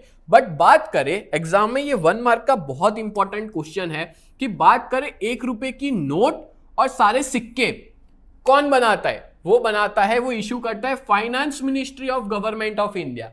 कौन? Finance ministry of government of India issue करती है 1 रुपए का नोट और सारी की सारी करेंसी, और इशू करती है और उसके बाद सर्कुलेशन के लिए आगे आरबीआई को दे देती है। आरबीआई जाकर के मार्केट में उसको सर्कुलेट करता है, आरबीआई एजेंट का काम करता है। बाकी इशू कौन करती है? फाइनेंस मिनिस्ट्री ऑफ गवर्नमेंट, ठीक है। और आरबीआई क्या इशू करती है? 2 रुपए की नोट और उससे आगे की जितनी भी नोट होती है वो। क्लियर। नेक्स्ट है बैंकर टू द गवर्नमेंट। अच्छा, आरबीआई जो है ना वो बैंकर, एडवाइजर और एजेंट है सेंट्रल गवर्नमेंट की और सारे के सारे स्टेट गवर्नमेंट की। आरबीआई क्या करता है? आरबीआई गवर्नमेंट बॉन्ड को मैनेज करता है, गवर्नमेंट के अकाउंट्स। अब देखो सीधी सी बात है, गवर्नमेंट मान लो हजारों करोड़ों का बजट बनाती है, तो ये सारा पेमेंट लेना, पेमेंट देना, इतना सारा पैसा बैंक की अकाउंट, मतलब बोलते हैं ना एक बैंक इतना कुछ मेंटेन नहीं कर सकती। तो आरबीआई देखती है कि जितने भी सरकारी अकाउंट है या जितने भी सिक्के हैं, नोट 1 रुपए की, ठीक है, या जितने भी सिक्के हो गए, ये सब कुछ गवर्नमेंट के बिहाफ में आरबीआई देखती है। इवन गवर्नमेंट को लोन चाहिए ना, गवर्नमेंट के पास पैसा नहीं है, गवर्नमेंट को लोन चाहिए तो आरबीआई देती है। इस वजह से आरबीआई गवर्नमेंट की बैंकर मानी जाती है, ठीक है, गवर्नमेंट को लोन वगैरह देती है। क्लियर। चलो आगे बढ़ते हैं। Next, bankers bank and lender of last resort, यानी कि आरबीआई जो है वो बैंकर्स बैंक है, मतलब बैंकों की भी बैंक है, ठीक है, और जितने भी शेड्यूल बैंक है उन सबकी रेगुलेटर मानी जाती है। और आपको पता ही होगा कैश रिजर्व्स ऑफ बैंक, जितने भी कैश रिजर्व है, जितना भी हर बैंक ना, अभी अपने ने देखा सीआरआर, कैश रिजर्व रेशियो, ये जो सीआरआर है, कैश रिजर्व रेशियो है, वो आरबीआई अपने पास रखती है, जो होते तो बैंक के पर वो अपने पास रखती है, ठीक है। एंड वो उसको डायरेक्शन देती है कि कैसे क्रेडिट देना है मार्केट में, क्या क्रेडिट पॉलिसी होगी, rate of interest her bank को कितना रखना है वो भी आरबीआई बताएगी, कितना रेट ऑफ इंटरेस्ट होना चाहिए। और आरबीआई को लेंडर ऑफ लास्ट रिसोर्ट कहा जाता है, मतलब अगर बैंक को पैसों की जरूरत पड़े, शेड्यूल बैंक को इमरजेंसी के टाइम पे, तो आरबीआई के पास से पैसा ले सकती है, ठीक है। इमरजेंसी के टाइम पे अगर बैंक के पास कुछ भी पैसा नहीं है, बहुत ज्यादा पैसों की जरूरत है, तो आरबीआई एक लास्ट ऑप्शन होता है कोई भी बैंक के पास कि वहां पे जाके मदद की गुहार लगा सकती है और बैंक के पास से वो पैसा ले सकती है। क्लियर। नेक्स्ट है क्रेडिट कंट्रोल। अभी अपने ने पूरा क्रेडिट क्रिएशन पढ़ा ना, उसके रिलेटेड ही है ये कि आरबीआई कंट्रोल करती है पूरी प्रोसेस को क्रेडिट क्रिएशन की, मार्केट में मनी सप्लाई को कंट्रोल करती है अलग अलग मॉनेटरी पॉलिसी का यूज करके। अच्छा, ये मॉनेटरी पॉलिसी क्या है? तो अभी मैं आपको नेक्स्ट टॉपिक इसके बाद का मॉनेटरी पॉलिसी का ही समझाऊंगा, ठीक है। बट आप लोग अभी ये याद रख लेना, ठीक है, कि पूरे मार्केट में क्रेडिट कंट्रोल आरबीआई देखती है। देन आगे बात करें तो नंबर 5 है custodian of foreign exchange reserve. RBI को कस्टोडियन बोला जाता है फॉरेन एक्सचेंज रिजर्व का। कस्टोडियन मतलब क्या होता है? करता धरता, ठीक है। आपको पता है आरबीआई के पास रिस्पॉन्सिबिलिटी है कि अपने इंडियन रुपीस की वैल्यू को मेंटेन करना। जैसे आज की डेट में ना 1 रुपए बराबर 95 रुपीस बराबर $1 हो चुका है, ठीक है। तो ये जो वैल्यू है रुपीस की अलग अलग करेंसीज के साथ, वो उसको मेंटेन करना फिक्स एक्सचेंज रेट रेजिम के अंडर और फ्री एक्सचेंज रेट सिस्टम को बना के रखना, where exchange rate is determined by the market, जहां पे मार्केट बेस्ड पूरा चलता है। और आरबीआई मेंटेन रखती है इंडियन करेंसी की value by buying and selling foreign exchange, foreign की करेंसी को खरीद और बेच के ओपन मार्केट के अंदर जब जब जरूरत पड़े तब, ठीक है। और इवन हम कहेंगे कि आरबीआई जो है ना वो कस्टोडियन है इंडियन रिजर्व का, फॉरेन करेंसी का एक कस्टोडियन माना जाता है। जैसे आपको पता है अभी अभी मोदी जी ने कहा है कि भाई ज्यादा फॉरेन ट्रिप्स मत करो, ठीक है, क्योंकि इसकी वजह से अपना फॉरेन एक्सचेंज जो है वो दूसरी कंट्री में जाता है। ज्यादा सोना मत खरीदो, ठीक है, ज्यादा पेट्रोल यूज मत करो, जिससे पेट्रोल बचेगा तो सरकार का पैसा बचा रहेगा, फॉरेन एक्सचेंज बचा रहेगा, तो अल्टीमेटली आरबीआई सब कुछ देती है। मतलब नरेंद्र मोदी ने तो कहा है, पर आरबीआई के बिहाफ में, सरकार के बिहाफ में कहा हुआ है, ठीक है, सरकार के बिहाफ में मदद मांगी है उन्होंने कि भाई ये सब मत करो, जिसकी वजह से अपना जो कंट्री का फॉरेन एक्सचेंज है वो बचा रहेगा, जो अपने फ्यूचर में काम आ सकता है, ठीक है, जो कि हमारे पास बहुत कम बचा हुआ था, ठीक है। तो कहने का मतलब कस्टोडियन है फॉरेन एक्सचेंज रिजर्व का कौन? आरबीआई। पूरा देखता है फॉरेन, अगर पता है आपको कोई भी किसी, आपको या मेरे को किसी को भी फॉरेन जाना है तो फॉरेन करेंसी चाहिए, कहां से लूंगा? आरबीआई के पास जाके मैं फॉरेन करेंसी लूंगा। क्लियर? चलो नेक्स्ट है नॉन मॉनेटरी फंक्शंस। इसमें पैसों का इतना लेन देन नहीं होता, ठीक है, वो सारे पैसों वाले था, इसको नॉन मॉनेटरी फंक्शन कहते हैं। पहला क्या दिया है? Regulatory and supervisory function. देखो आरबीआई का ये लोगो है, ठीक है, पहला इसका क्या है कि रेगुलेटरी एंड सुपरवाइजरी, मतलब पूरे जितने भी बैंक है उनको रेगुलेट करना, सुपरवाइज करना, ठीक है, पूरे के पूरे फाइनेंशियल और मनी मार्केट पे, पूरे मार्केट पे ध्यान रखने का काम आरबीआई का है, जिसमें ब्रांच एक्सपांशन हो गया, कोई बैंक को ब्रांच एक्सपांड करना है, या कोई स्केड्यूल बैंक को वर्किंग की मेथड जाननी है, या नॉन बैंकिंग फाइनेंस कंपनी जिसको एनबीएफसी कहते हैं, या कोई भी कोऑपरेटिव बैंक, इन सब पे नजर रखती है, इन सबको रेगुलेट करती है आरबीआई। क्लियर? चलो आगे बढ़ते हैं। नेक्स्ट है नंबर 2, प्रमोशनल फंक्शन। आज की डेट में भी बहुत से ऐसे लोग हैं इंडिया में जिनके पास खुद का बैंक अकाउंट नहीं है, ठीक है, ये तो बहुत खराब बात होगी, अभी तक बैंक अकाउंट नहीं है, ठीक है। वो लोग ना ज्यादातर अनऑर्गेनाइज मार्केट पे निर्भर रहते हैं, मतलब उनको जब भी पैसा वगैरह चाहिए तो वो किसी और से, कोई हम ऐसा कह सकते हैं कोई ब्याज पे लेकर के आ जाता है किसी भी पर्सन से मार्केट के अंदर, ठीक है, बैंक से नहीं लेते, कोई भी नॉर्मल लोगों से लेके आ जाते हैं, ठीक है, जो ज्यादा ब्याज लेते हो, ठीक है, ब्याज खोर हो, ज्यादा ब्याज लेते हो, ठीक है। और बहुत से बिजनेस ऐसे हैं जो आज की डेट में कैश में पेमेंट लेते हैं रेदर देन चेक ऑनलाइन, उसके यहाँ पे कैश में पेमेंट लेते हैं, क्योंकि उनका बैंक अकाउंट नहीं है, बैंक अकाउंट नहीं है तो ऑनलाइन पैसा भी नहीं ले सकते, ठीक है। तो आरबीआई ट्राई कर रहा है कि ये जो बैंकिंग अवेयरनेस है लोगों में बढ़ाए, कि लोग बैंक में अकाउंट्स खुलवाए, ब्रांच एक्सपांशन हो, गांव के अंदर भी लोगों का अकाउंट होना चाहिए, बैंक अकाउंट होना चाहिए, गांव के अंदर भी बहुत सारी ब्रांच अलग अलग बैंक की प्रमोट करता है कि कोऑपरेटिव बैंक को सेटअप किया जाए जो लोगों को कम रेट ऑफ इंटरेस्ट में लोन दे सके। आरबीआई एफर्ट डालता है कि ज्यादा से ज्यादा लोगों को ऑर्गेनाइज मनी मार्केट में लाया जाए, यानी कि बैंक के अंदर उनका अकाउंट हो, बैंक के अंदर अकाउंट हो, वो लोग ऑपरेट करे, ठीक है। तो आरबीआई यही चाहती है, प्रमोशनल फंक्शन। देन है फाइनेंशियल इंक्लूजन एंड डेवलपमेंट, ये लास्ट और तीसरा है। आरबीआई हमेशा एफर्ट्स डालती है कि वो बैंकिंग स्फीयर को अच्छे से बनाए रखे। आरबीआई क्रेडिट फैसिलिटीज भी, special credit facility priority sector को देती है, एग्रीकल्चर हो गया, स्मॉल स्केल इंडस्ट्री हो गई, सेल्फ एम्प्लॉयड लोग हो गए, या ट्रेडिशनल या कॉटेज इंडस्ट्री हो गई। आरबीआई हमेशा एफर्ट्स डालती है कि लोगों में अवेयरनेस क्रिएट हो बैंक को लेकर के, ठीक है। इवन आप लोग याद रखना, ये 1 मार्क का क्वेश्चन है, आरबीआई मैनेज करती है अपने कंट्री की प्रधानमंत्री जनधन योजना को, ठीक है। प्राइम मिनिस्टर जनधन योजना कौन मैनेज करता है? आरबीआई। 1 मार्क का ये क्वेश्चन है। और आरबीआई ना लोगों के इंटरेस्ट के लिए, कस्टमर्स के राइट और इंटरेस्ट के लिए प्रोटेक्ट करने का काम करती है। पता है, अगर आपके साथ कोई बैंक गलत करता है ना, आप बैंक को जाके बोलोगे मैं आपकी कंप्लेन आरबीआई में कर दूंगा, तो बैंक डर जाएगी, ठीक है। बैंक के सारे एम्प्लॉयज बोलेंगे भाई ये माफ कर दो, अब ये गलती नहीं होगी। मतलब आरबीआई से इतना डरती है बैंक, क्योंकि आरबीआई कांस्टेंट ध्यान रखती है कि कोई बैंक फ्रॉड तो नहीं कर रही, कोई बैंक गलती तो नहीं कर रही, कस्टमर्स के साथ चीटिंग तो नहीं कर रही है कोई बैंक, ठीक है। और अगर कुछ भी होता है तो आप कंप्लेन भी कर सकते हो। And it publishes all type of banking related information. और आरबीआई की वेबसाइट पे जाके, उसका फ्री एक्सेस होता है, उसकी वेबसाइट पे जाके आप हर एक बैंकिंग रिलेटेड इंफॉर्मेशन ले सकते हो, सारा स्टैटिस्टिक्स ले सकते हो, एक्सपर्ट के आर्टिकल्स ले सकते हो, ठीक है। और ये सब क्यों करती है आरबीआई? जिससे बैंकिंग सेक्टर आगे बढ़े, जिससे अपनी कंट्री की मॉनेटरी इंप्रूवमेंट हो, मतलब पैसों के फॉर्म में अपनी कंट्री और ज्यादा अच्छी हो जाए। क्लियर? और ये सारी इंफॉर्मेशन आप आरबीआई की वेबसाइट से पा सकते हो। तो यहां पे अपने ने खत्म किया आरबीआई यानी कि रिजर्व बैंक ऑफ इंडिया के फंक्शंस, जो कि 2 थे, एक था मॉनेटरी फंक्शंस और दूसरा था नॉन मॉनेटरी फंक्शंस। बोलो क्लियर हो गया? डन है। अब आगे बढ़ते हैं नेक्स्ट टॉपिक पे, और अपना नेक्स्ट टॉपिक है मॉनेटरी पॉलिसी। तो अब होगी आपकी बोर्ड्स की प्रिपरेशन बहुत ही जबरदस्त, क्योंकि हम लोग आपके लिए लेकर के आए हैं 3 अलग अलग तरह की बैचेस। थोड़ा सा डिटेल में बता दूं तो सबसे पहले सुप्रीम बैच है, जहां पे हम लोग 4 सब्जेक्ट्स पढ़ाते हैं, अकाउंट्स, टैक्स, इकोनॉमिक्स और ओसीएम, जिसकी फीस बहुत ही रीजनेबल है 3499, जहां पे मैं आप लोग को इकोनॉमिक्स और ओसीएम पढ़ाऊंगा, कल्पेश सर आपको अकाउंट्स पढ़ाएंगे और हेमल सर आपको स्टैटिस्टिक्स पढ़ाएंगे, जहां पे रेगुलर लाइव क्लास होते हैं, रिकॉर्डेड वीडियोस प्रोवाइड करते हैं, स्टडी मटेरियल दिया जाता है, टेस्ट लेते हैं और इस बैच में ना बहुत ही बढ़िया तरीके से आपके डाउट्स भी क्लियर हो जाएंगे। तो आप जल्द से जल्द इस बैच में ज्वाइन कर लीजिए, क्योंकि बहुत सारे बच्चे ने ज्वाइन कर लिया है। इंग्लिश की बात करें तो इंग्लिश में literature, grammar plus writing skill proper तरीके से सिखाया जाएगा श्रद्धा मैम के द्वारा, जिसकी फीस 1499 है, जहां पे चैप्टर वाइज एक्सप्लेनेशन भी है, रिकॉर्डेड वीडियोस भी है। यहां पे लाइव लेक्चर नहीं होंगे, सिर्फ रिकॉर्डेड वीडियोस मिलेंगे, प्रीवियस ईयर पेपर का सॉल्यूशन भी मिल जाएगा। और हमारे ऐप में आपको सिर्फ और सिर्फ इकोनॉमिक्स और ओसीएम पढ़ना है तो भी आप पढ़ सकते हो, जिसकी फीस 1999 है, ठीक है, जहां पे सारी वही चीजें होगी जो सुप्रीम बैच में, बस खाली दो ही सब्जेक्ट होंगे, इकोनॉमिक्स और ओसीएम। अब थोड़ा सा डिटेल में बता दूं आपको कि अगर आप लोग इसके बारे में और ज्यादा पता लगाना चाहते हो तो हमारी ऐप को डाउनलोड करो, प्ले स्टोर पे यूजीटी नाम से आपको मिल जाएगी,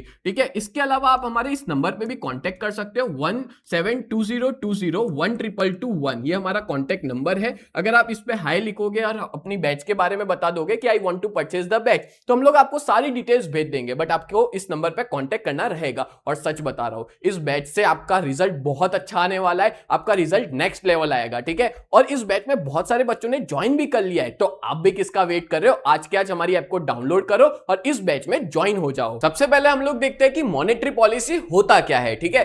पर एक चीज आप लोग याद रखना कि जो मॉनेटरी पॉलिसी होती है ना, वो डिसाइड करती है आरबीआई। कौन डिसाइड करता है? आरबीआई डिसाइड करती है, ठीक है। और बेसिकली ये है क्या? तो मॉनेटरी पॉलिसी अपनी कंट्री में जो डिमांड फॉर मनी और सप्लाई ऑफ मनी है ना, वो बैलेंस करती है, ठीक है। मतलब कि अपने देश में जितने पैसों की जरूरत है, जितने पैसों की रिक्वायरमेंट है, ठीक है, डिमांड है, उतना ही सप्लाई हो रहा है कि नहीं, वो देखने का काम किसका होता है? मॉनेटरी पॉलिसी का होता है। तो देखो यहाँ पे यही दिया है, monetary policy is the policy which regulates the demand for money and supply of money in the economy. Clear? अब देखो आप लोग सोच रहे होंगे कि सर अगर डिमांड ऑफ मनी और सप्लाई ऑफ मनी अनइक्वल हुआ तो, ठीक है, इक्वल नहीं हुआ तो आपको बेस्ट एग्जांपल के साथ समझाता हूं। अगर सोचो कंट्री के अंदर पैसों की डिमांड ज्यादा है, ठीक है, डिमांड जो है पैसों की, डिमांड ऑफ मनी क्या है? ज्यादा है, और जो सप्लाई ऑफ मनी है वो कम है, मतलब कि डिमांड के कंपैरिजन में सप्लाई उतना है नहीं, ठीक है। तो क्या होगा? मार्केट में मंदी होगी, क्योंकि लोगों को मार्केट में पैसा चाहिए पर मार्केट में पैसा ही नहीं है। तो ये सिचुएशन क्या क्रिएट करेगी? डिप्रेशन। डिप्रेशन को अपने डिफ्लेशन भी कहते हैं, ठीक है, याद रखना। ये मैं एकदम आपको बहुत डिटेल नॉलेज दे रहा हूं, ठीक है। डिफ्लेशन या डिप्रेशन हम लोग कह सकते हैं। अगर मान लो कि मार्केट में इतने पैसों की डिमांड नहीं है और मार्केट में पैसों की डिमांड नहीं है और जरूरत से ज्यादा पैसा मार्केट में फ्लो हो रहा है, यानी कि सप्लाई ऑफ मनी ज्यादा है, मार्केट में सबके पास पैसा आ गया है, ठीक है, तो इससे क्या क्रिएट होता है? इन्फ्लेशन क्रिएट होता है, ठीक है, महंगाई क्रिएट होती है। तो ये दोनों ही सिचुएशन देश के लिए खराब है। तो अल्टीमेटली आरबीआई क्या करता है? इन दोनों सिचुएशन को स्टेबल रखने की कोशिश करता है। मतलब इकोनॉमी ना एक स्टेबल चलती रहनी चाहिए, अनस्टेबल नहीं होनी चाहिए, इन्फ्लेशन या डिफ्लेशन या डिप्रेशन नहीं होना चाहिए, क्योंकि ये दोनों ही सिचुएशन देश के लिए खराब मानी जाती है, ठीक है। तो यहाँ पे यही दिया है कि आरबीआई जो है वो इम्बैलेंस जो है मनी, डिमांड और मनी और सप्लाई ऑफ मनी को कंट्रोल करता है, जिसकी वजह से इन्फ्लेशन और डिफ्लेशन कंट्रोल में रहते हैं, ठीक है। और उसकी इंपैक्ट आपको इंडिया की करेंसी पे या इकोनॉमी को डिस्टेबलाइज करने में वो ध्यान देते हैं। तो मॉनेटरी पॉलिसी को ना हम लोग स्टेबलाइजेशन पॉलिसी भी कहते हैं। क्यों स्टेबलाइजेशन पॉलिसी कहते हैं? क्योंकि कंट्री को ये स्टेबल करती है, ठीक है, इन्फ्लेशन और डिप्रेशन जैसे सिचुएशन को कंट्रोल करके। क्लियर हो गया? और प्रेजेंट टाइम्स में, आज की डेट में जो मॉनेटरी पॉलिसी है ना, उसको ज्यादातर यूज किया जाता है क्रेडिट क्रिएशन के लिए। क्रेडिट क्रिएशन मतलब अभी अपने ने समझा था लोन क्रिएशन, लोन क्रिएट करने के लिए इसको यूज किया जाता है। और जो मॉनेटरी पॉलिसी है ना, वो उसका मतलब क्या है? तो एग्जाम में क्वेश्चन आता है व्हाट इज मॉनेटरी पॉलिसी, तो आप ना दोनों में से कोई एक मीनिंग लिख सकते हो, ऊपर वाला भी लिख सकते हो या तो नीचे वाला भी लिख सकते हो, बट मैं ये कहूंगा नीचे वाला सबसे बेस्ट है, ठीक है। क्या देके रखा है? तो monetary policy constitutes the conscious steps. Monetary policy क्या है? एक कॉन्शियस स्टेप्स है। कॉन्शियस स्टेप्स मतलब सोचे समझे लिए गए कुछ कदम, ठीक है। कौन ले रहा है? Undertaken by the monetary authority. कौन ले रहा है? Monetary authority. मॉनेटरी अथॉरिटी यानी कौन हो गया? आरबीआई। सोचे समझे लिए गए कुछ कदम है जो मॉनेटरी अथॉरिटी ले रही है, आरबीआई ले रही है, which brings about change in the stock of money, जिसकी वजह से बदलाव हो रहा है किसमें, स्टॉक ऑफ मनी में, कंट्री के अंदर जो पैसों का सप्लाई उसमें चेंज हो रहा है, सोर्स और जनरेशन ऑफ मनी में, एंड कॉस्ट ऑफ मनी के अंदर। तीन चीजें याद रखना, मनी के स्टॉक में चेंज हो रहा है, सोर्स और जनरेशन ऑफ मनी में चेंज हो रहा है, और कॉस्ट ऑफ मनी में बदलाव होता है, उसको ही अपने क्या बोलते हैं, मॉनेटरी पॉलिसी कहते हैं। बोलो क्लियर हो गया ना? बहुत इजी तरीके से मैंने आपको ये चीज को समझाया और एग्जाम में ये वाला मीनिंग ही लिख के आना आप लोग। चलो अब देखते हैं लास्ट टॉपिक इस पूरे चैप्टर का, बट काफी बड़ा टॉपिक है ये, instruments of monetary policy. Exam के अंदर कभी भी ये वाला टॉपिक पूरा एक साथ नहीं पूछा जाता, ये इसके अंदर के कुछ कुछ टॉपिक्स पूछे जाएंगे, जैसे बैंक रेट हो गया, reverse repo rate, CRR, cash reserve ratio. पूरा टॉपिक एक साथ कभी भी नहीं आता, टुकड़े टुकड़े में पूछा जाता है, या और ज्यादा से ज्यादा ये 2 मार्क में आ सकते हैं, उससे ज्यादा नहीं आ सकता। बट मैं आपको पूरा डिटेल में एक्सप्लेन करूंगा क्योंकि ये चीज आनी चाहिए। और आपको पता है ज्यादातर फैकल्टीज इसको अच्छे से समझा ही नहीं पाते स्कूल के अंदर। अगर आप लोग को भी दिक्कत है इस चैप्टर में, ये वाले टॉपिक्स में, तो वीडियो को अच्छे से ध्यान से देखना। मैं अलग अलग एग्जांपल्स दे करके समझाऊंगा जिससे आपका पूरा कंसेप्ट बहुत अच्छे से क्लियर हो जाए। ठीक है, चलो इसको पता है आप लोग इंस्ट्रूमेंट्स भी कह सकते हैं, टूल्स भी कह सकते हैं। ठीक है, टूल्स ऑफ मॉनेटरी पॉलिसी कहो या इंस्ट्रूमेंट्स ऑफ मॉनेटरी पॉलिसी। अब जैसे एक एग्जांपल देता हूं, मान लो आपकी गाड़ी खराब हो गई है, ठीक है, तो गाड़ी को ठीक कैसे करेंगे, अलग अलग टूल्स की मदद से, ठीक है, अलग अलग इंस्ट्रूमेंट्स की मदद से। वैसे ही अगर मान लो देश की इकोनॉमी खराब हो गई है, यानी कि खराब कैसे हो सकती है, या तो इन्फ्लेशन हो गया है, या डिप्रेशन हो गया, या तो मंदी है, या बहुत ज्यादा तेजी है। ये दोनों ही सिचुएशन को कंट्रोल करने के लिए आरबीआई कुछ टूल्स का यूज करती है, कुछ इंस्ट्रूमेंट्स का यूज करती है, जिसको अपने क्या कहते हैं, मॉनेटरी पॉलिसी कहते हैं। क्लियर हो गया? तो देखो टोटल 2 तरह के इंस्ट्रूमेंट्स है या टूल्स है। पहला है क्वांटिटेटिव टूल्स और दूसरा है क्वालिटेटिव टूल्स।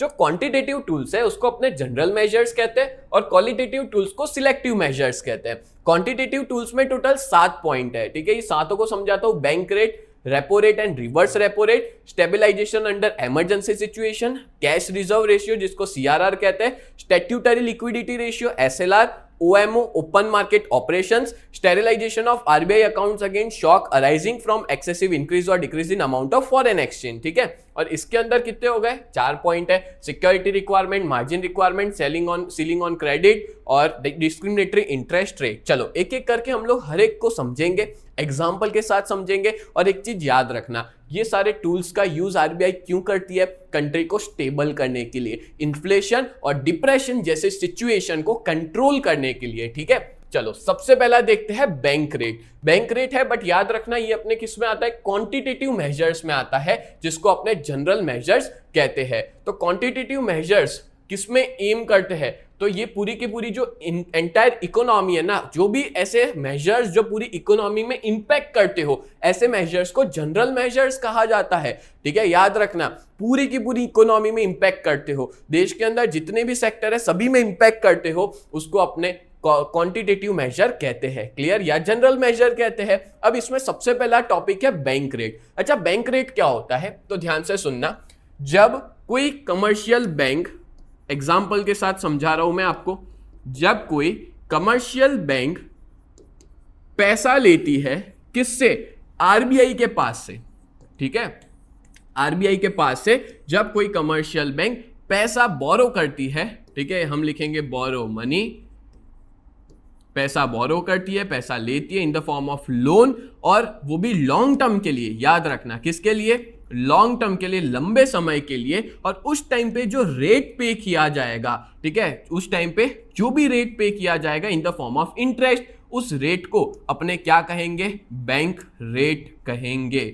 बोलो समझ में आया कि नहीं आया? बैंक रेट क्या होता है कि जब कमर्शियल बैंक आरबीआई से पैसा बोरो करती है लॉन्ग टर्म के लिए, तो उसको बैंक रेट कहा जाता है। देखो अब मैं आपको इसका मीनिंग भी बता देता हूं, क्या देके रखा है। When commercial bank have shortage of funds, commercial bank के पास पैसा नहीं है, दे बोरो फ्रॉम आरबीआई, उन्होंने किससे पैसा बोरो किया, आरबीआई से पैसा बोरो किया। The rate at which RBI lends to commercial bank, जो रेट पे फॉर लॉन्ग टर्म, जो रेट पे कमर्शियल बैंक को आरबीआई पैसा दे रही है, उस रेट को बैंक रेट कहेंगे। और वो भी किसके लिए होगा, लॉन्ग टर्म के लिए होगा।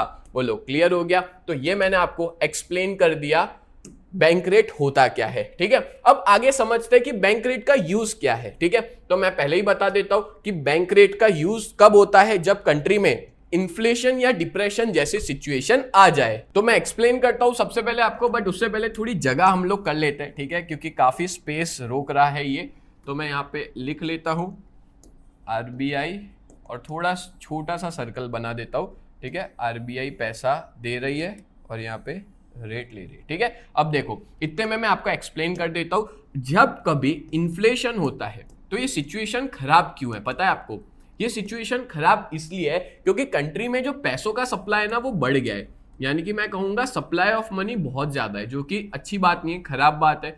सप्लाई ऑफ मनी क्या हो गया है, ज्यादा हो गया है, जरूरत से ज्यादा पैसा मार्केट में चला गया है। तो आरबीआई को वो सारा पैसा मार्केट से लेना है, तो कैसे ले सकती है, या मार्केट में पैसे के सप्लाई को रोकना है, तो आरबीआई क्या करती है? तो आरबीआई उस टाइम पे अपने बैंक रेट को बढ़ा देती है। क्या करती है? बैंक रेट को बढ़ा देती है। अब देखो बैंक रेट बढ़ाना मतलब कि अब कमर्शियल बैंक को ज्यादा इंटरेस्ट पे करना पड़ेगा आरबीआई को, हाँ या ना? हाँ, आरबीआई को सीधी सी बात है, ज्यादा इंटरेस्ट पे करना पड़ेगा। तो सारी की सारी बैंक अब इंटरेस्ट ज्यादा देगी, ठीक है। किसको देगी इंटरेस्ट? आरबीआई को।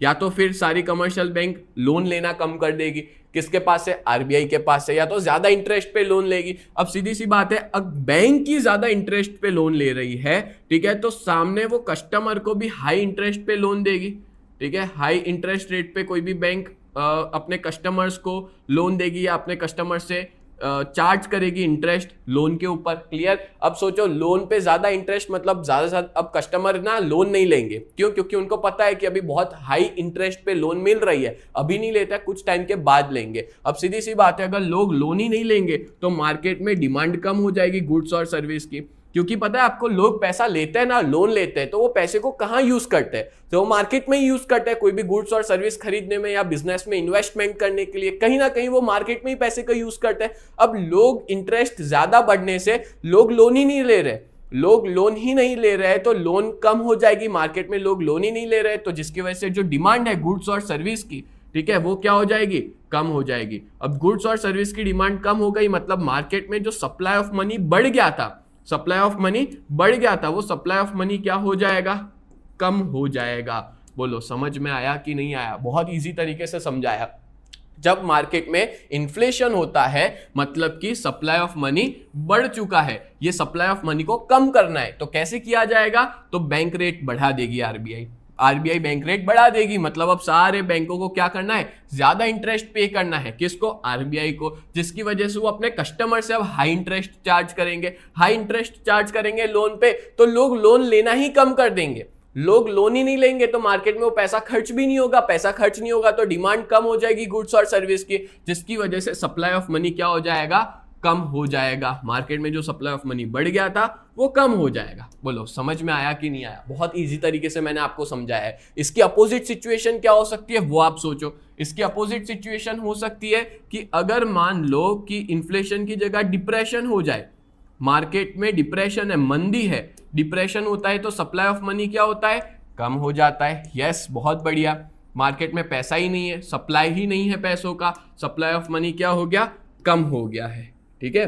अब सप्लाई ऑफ मनी को बढ़ाना है, तो कैसे बढ़ा सकते हैं अपने सप्लाई ऑफ मनी को? तो बैंक रेट जो है उसको कम करके। अगर मान लो बैंक रेट जो है वो कम हो गया, ठीक है, बैंक रेट कम हो गया, दैट मीन्स के अब आरबीआई को इंटरेस्ट कम पे करना है, इंटरेस्ट टू आरबीआई कम पे करना है, इंटरेस्ट कम पे करना है, तो वो अपने कस्टमर से भी इंटरेस्ट लो रखेंगे, ठीक है, लो इंटरेस्ट चार्ज फ्रॉम कस्टमर, उनके कस्टमर से इंटरेस्ट भी कम लिया जाएगा। और अगर कस्टमर से इंटरेस्ट कम लिया जाएगा तो मार्केट में लोग लोन ज्यादा लेंगे, लोग लोन ज्यादा लेंगे, अब लोन लेके मार्केट में ही पैसा खर्च करेंगे, ठीक है, लोग लोन ज्यादा लेंगे तो डिमांड ऑफ गुड्स और सर्विस बढ़ जाएगा। क्यों? क्योंकि मार्केट में पैसा खर्च हो रहा है, और जब कोई भी चीज की डिमांड बढ़ गई मतलब मार्केट में पैसों का सप्लाई क्या हो गया है? बढ़ गया है, ठीक है। अल्टीमेटली जो सप्लाई ऑफ मनी है मार्केट में बढ़ चुका है।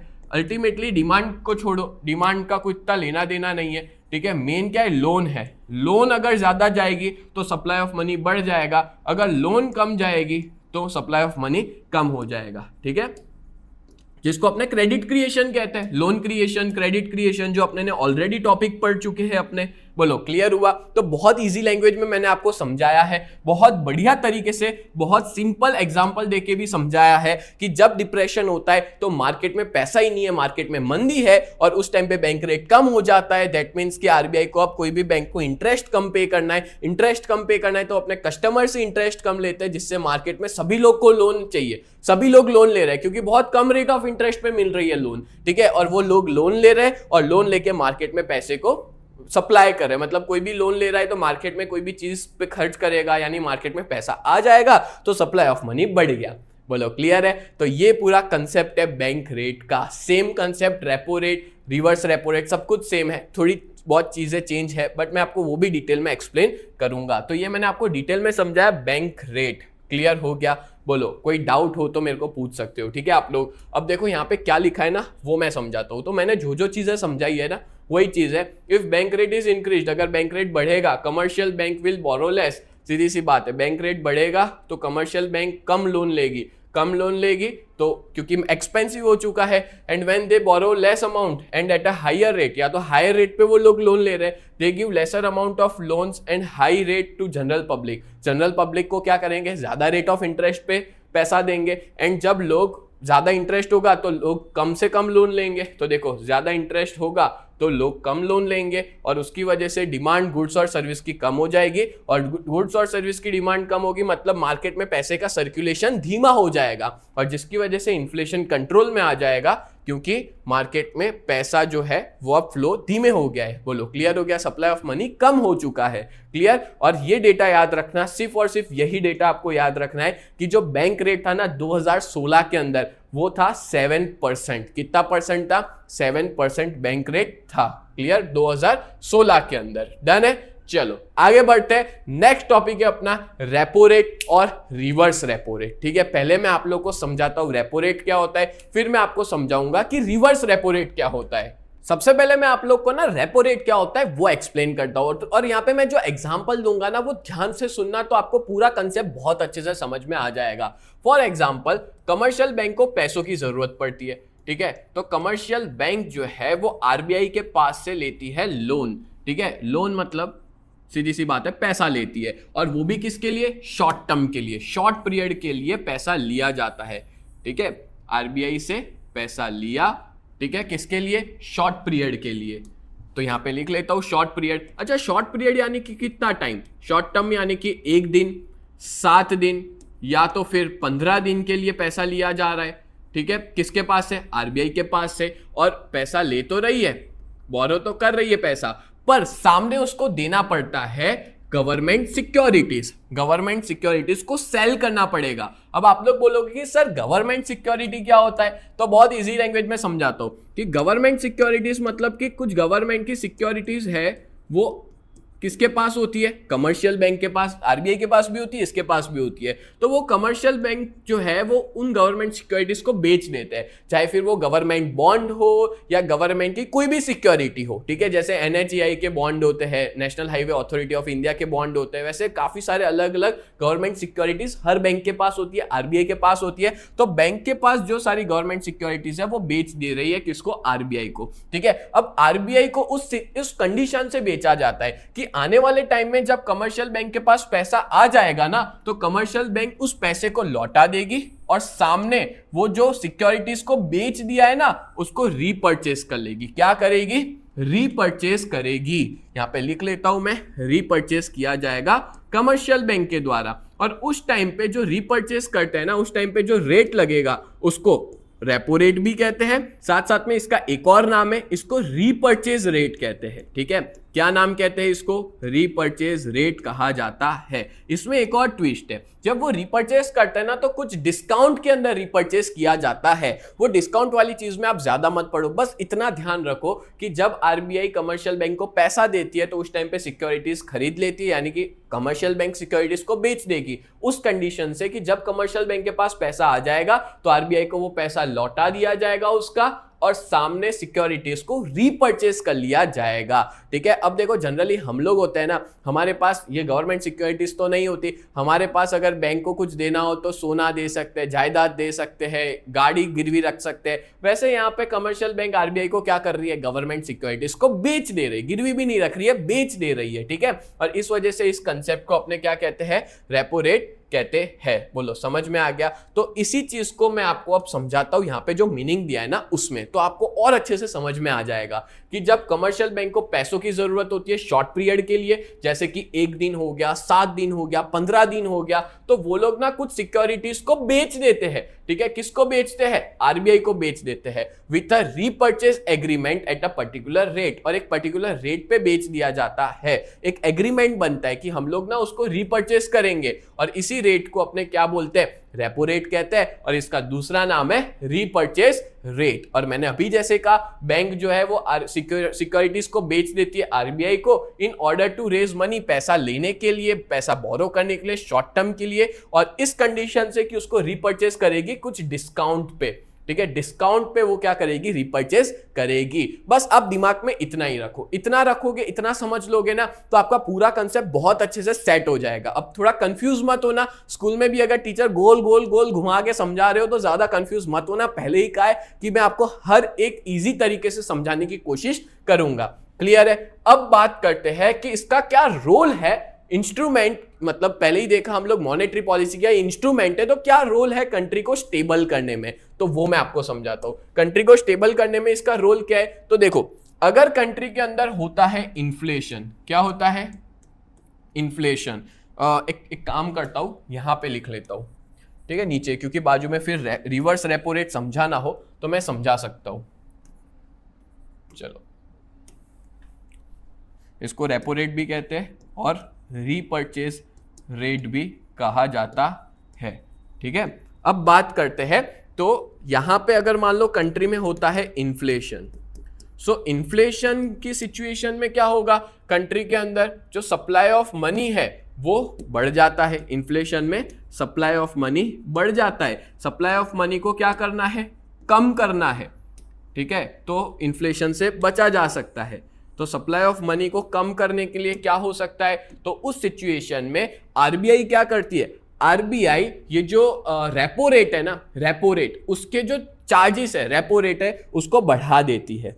अब रेपो रेट को बढ़ाएगी मतलब हर कमर्शियल बैंक को क्या करना पड़ेगा, ज्यादा इंटरेस्ट पे करना पड़ेगा। ठीक है, ज्यादा इंटरेस्ट पे करना पड़ेगा। इसका मतलब क्या हुआ कि वो अपने सारे कस्टमर्स से ज्यादा इंटरेस्ट चार्ज करेगी। ठीक है, इंटरेस्ट बढ़ा देगी अपने लोन पे, इंटरेस्ट ऑन लोन जो है वो ज्यादा बढ़ा देगी कस्टमर से। अब कस्टमर लोग लोन ही मार्केट से कम लेंगे, कमर्शियल बैंक से ज्यादा लोन नहीं लेंगे, और मार्केट में जब लोन क्रिएट ही नहीं होगी तो मार्केट में पैसा घूमेगा ही नहीं। पैसे का फ्लो जो है ना वो पूरा लोन पे डिपेंड करता है। अगर लोन का मतलब बिकना ही कम हो गया, मार्केट में लोन ही नहीं जा रही है, लोग पैसा ही नहीं खर्च करेंगे। ठीक है, लोग पैसा नहीं खर्च करेंगे तो जो सप्लाई ऑफ मनी बढ़ गया है वो सप्लाई ऑफ मनी क्या हो जाएगा, कम हो जाएगा।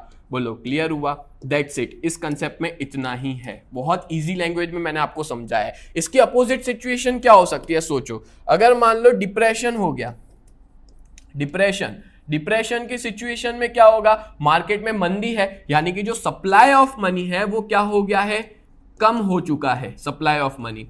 ठीक है, मार्केट में क्या आ गई है, मंदी आ गई है, सप्लाई ऑफ मनी कम हो गया है। कैसे सप्लाई ऑफ मनी बढ़ाना है, अब आरबीआई तो पैसे फ्री में बांट नहीं सकती है। अगर सबके बीच में पैसे बांटना चालू कर दिए, लोग काम धंधा ही बंद कर देंगे। अगर सोचो आपको फ्री में पैसा मिल गया, पढ़ाई बंद कर दोगे, मेरे को फ्री में पैसा मिल गया मैं पढ़ाना बंद कर दूंगा। ठीक है, तो अल्टीमेटली ऐसा नहीं होता। सप्लाई ऑफ मनी को कंट्रोल करती है आरबीआई रेपो रेट का यूज करके। ठीक है, अगर मान लो डिप्रेशन है, सप्लाई ऑफ मनी कम है मार्केट में, तो आरबीआई अपने रेपो रेट को क्या करेगी, कम कर देगी। अगर सोचो रेपो रेट कम हो गया मतलब कमर्शियल बैंक को ना कम रेट ऑफ इंटरेस्ट पे करना पड़ेगा, कम रेट ऑफ इंटरेस्ट पे आरबीआई उसको पैसा दे देगी। ठीक है, दैट मींस कि वो अपने कस्टमर्स से जो भी इंटरेस्ट चार्ज करता था, इंटरेस्ट ऑन लोन कस्टमर से जो लेता था, वो इंटरेस्ट भी क्या करेगा, कम लेगा कमर्शियल बैंक, और इंटरेस्ट कम लेगा तो लोग अब क्या करेंगे, मार्केट से ज्यादा लोन लेंगे क्योंकि उनको कम रेट ऑफ इंटरेस्ट से कमर्शियल बैंक से लोन मिल रही है।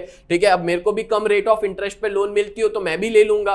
ठीक है, कोई बिजनेस में इन्वेस्ट कर दूंगा या कोई बिजनेस स्टार्ट कर दूंगा। ठीक है, तो अब लोन ज्यादा बिकेगी मार्केट में तो सीधी सी बात है सप्लाई ऑफ मनी क्या हो जाएगा, कंट्री में बढ़ जाएगा।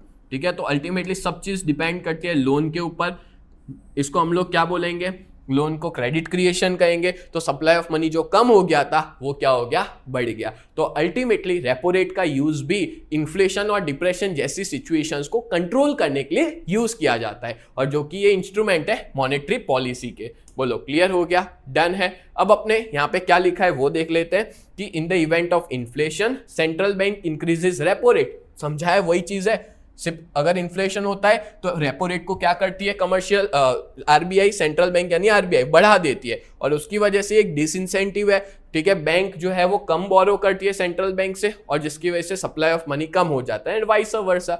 इन्फ्लेशन की या डिप्रेशन हो तो सेंट्रल बैंक रेपो रेट को कम कर देती है। बोलो क्लियर हो गया। तो ये मैंने आपको डिटेल में समझाया रेपो रेट के बारे में। अगर आप लोग चाहते हो नोट्स बनाना तो ये हमारे ऐप पे तो अवेलेबल हो ही जाएगा, साथ साथ में आप मेरे साथ साथ में लिखते जाना। ठीक है, तो जिसकी वजह से आपको बढ़िया तरीके से नोट्स रेडी हो जाएंगे। ये सारी चीजें वही है जो यहाँ पे समझाई है, बस ये मैंने इजी तरीके से बताया है यहाँ पे। क्लियर है, डन है। चलो आगे बढ़ते हैं, रिवर्स रेपो रेट। अच्छा, रिवर्स रेपो रेट क्या होता है वो समझा देता हूं। अब यहाँ पे रिवर्स रेपो रेट नाम से ही पता चल जा रहा है कि सिचुएशन पूरी रिवर्स है। ठीक है, पहले कमर्शियल बैंक आरबीआई से लोन लेती थी, अब आरबीआई कमर्शियल बैंक से लोन ले रही है ना। दिमाग हिल गया ना। अब आप लोग सोचोगे सर आरबीआई को पैसों की जरूरत कब से पड़ने लग गई, पर जानबूझ के लिया जाता है जिससे इन्फ्लेशन और डिप्रेशन कंट्रोल हो इकोनॉमी में। ठीक है, पूरे कंट्री के अंदर। चलो तो देखते हैं रिवर्स रेपो रेट क्या होता है। तो देखो सेम कहानी, किरदार भी सेम है, सब कुछ सेम है, बस सिचुएशन अपोजिट है। कमर्शियल बैंक और आरबीआई ये दोनों की एक बढ़िया सी कहानी है ये रिवर्स रेपो रेट की, जो मैं आपको बताने जा रहा हूं। ठीक है, बड़े ही प्यार से समझाने की कोशिश कर रहा हूं आपको। इस सिचुएशन में क्या हो रहा है, आरबीआई कमर्शियल बैंक से पैसा ले रही है। ठीक है, और कमर्शियल बैंक से क्या किया, पैसा लिया, और क्या कर रही है, अब सीधी सी बात है, इसमें गवर्नमेंट सिक्योरिटीज आरबीआई को बेच रही थी। अब आरबीआई बेचेगी तो नहीं, बट अपनी गवर्नमेंट सिक्योरिटीज को पार्क कर देगी। पार्क करना मतलब तो आपको पता ही है, गिरवी रखना हम कह सकते हैं। ठीक है, गवर्नमेंट सिक्योरिटीज को गिरवी रखा जा रहा है। बोलो क्लियर हो गया। सॉरी, सर्विसेज नहीं, सिक्योरिटीज है। ठीक है, गवर्नमेंट सिक्योरिटीज जितनी भी है वो पार्क कर दी जा रही है। डन, क्लियर हो गया। अब आप लोग सोचोगे कि सर कोई कमर्शियल बैंक आरबीआई को क्यों ही लोन देगा। ठीक है, क्यों ही लोन दी जाएगी, वो मार्केट में ना दे, आरबीआई को क्यों दे। अब सोचो आरबीआई ज्यादा इंटरेस्ट दे रहा होगा तो उस सिचुएशन में कमर्शियल बैंक मार्केट को क्यों दे, आरबीआई को देना, सिक्योर तो रहेगा पैसा। ठीक है, तो गवर्नमेंट सिक्योरिटीज जो है वो पार्क कर रही है, पैसा ले रही है, गिरवी में क्या रख रही है, गवर्नमेंट सिक्योरिटीज। जब कमर्शियल बैंक के पास पैसा, आरबीआई को लगता है कि सिचुएशन सही है, कंट्रोल हो चुकी है, वो पैसा लौटाएगी और कमर्शियल बैंक को क्या करेगी, और कमर्शियल बैंक जो है वो वापस लौटा देगी आरबीआई की जो गवर्नमेंट सिक्योरिटीज थी वो। ठीक है, अब ये सिचुएशन जो होती है ना वो शॉर्ट टर्म के लिए होती है। ठीक है, ये भी शॉर्ट टर्म के लिए यूज किया जाता है। Repo rate, reverse repo rate दोनों शॉर्ट टर्म के लिए है, और यहाँ पे भी जो इंटरेस्ट चार्ज किया जाएगा कमर्शियल बैंक के द्वारा, सीधी सी बात है आरबीआई किसको इंटरेस्ट पे करेगी, कमर्शियल बैंक को, क्योंकि कमर्शियल बैंक से लोन लिए तो उसको अपने क्या कहेंगे, रिवर्स रेपो रेट कहेंगे। ठीक है, उस टाइम पे जो भी इंटरेस्ट वगैरह चार्ज किया जाएगा उसको रिवर्स रेपो रेट कहेंगे। नाम वही है, बस यहाँ रिवर्स लगा दिया है क्योंकि यहाँ पे लोन आरबीआई ले रही है। ठीक है, जानबूझ के कंट्री की इकोनॉमी को स्टेबल करने के लिए, और यहां पे भी डिप्रेशन और इन्फ्लेशन को कंट्रोल करने के लिए आरबीआई लोन लेती है। बोलो समझ में आया। तो ये था रिवर्स रेपो रेट। ठीक है, रिवर्स रेपो रेट मैंने आपको बढ़िया तरीके से समझा दिया है। ये सारी नोट्स ना मैं आपको प्रोवाइड कर दूंगा, जिसकी वजह से अगर आपको पढ़ना है तो आप आसानी से पढ़ सको। डन है, चलो आगे बढ़ते हैं। रिवर्स रेपो रेट क्या है उसका मीनिंग समझा देता हूं। Reverse repo rate means the agreed upon rate at which RBI repurchases its securities from the commercial bank in the event when the RBI has to borrow short term funds। RBI जो है वो short term funds बोरो कर दिए, किससे, commercial bank से, और यहाँ पे अपनी सिक्योरिटीज को पार्क कर देती है, और जब उसको लगता है सिचुएशन सही है तो उसी सिक्योरिटीज को रिपर्चेस कर लेगी और कमर्शियल बैंक को अपना पैसा लौटा देगी। तो उस टाइम पे जो रेट चार्ज किया जाएगा उस रेट को अपने रिवर्स रेपो रेट कहेंगे। और रिवर्स रेपो रेट और रेपो रेट कितना था, तो आपको ना अप्रैल 2016 का याद रखना है कि रेपो रेट था 6.5% और रिवर्स रेपो रेट था 6%। बोलो क्लियर हो गया? याद रखना, repo rate 6.5, reverse repo rate 6%। और एक्चुअली में पता है आज की डेट में बैंक रेट जो है ना वो इतना यूज नहीं करती है, ज्यादातर यूज किया जाता है रेपो रेट। मतलब बैंक रेट लॉन्ग टर्म के लिए होता है, लॉन्ग टर्म में इफेक्ट हो ना हो, और लॉन्ग टर्म में चीजें भाई हाथ से निकल जाती है, बट शॉर्ट टर्म में चीजें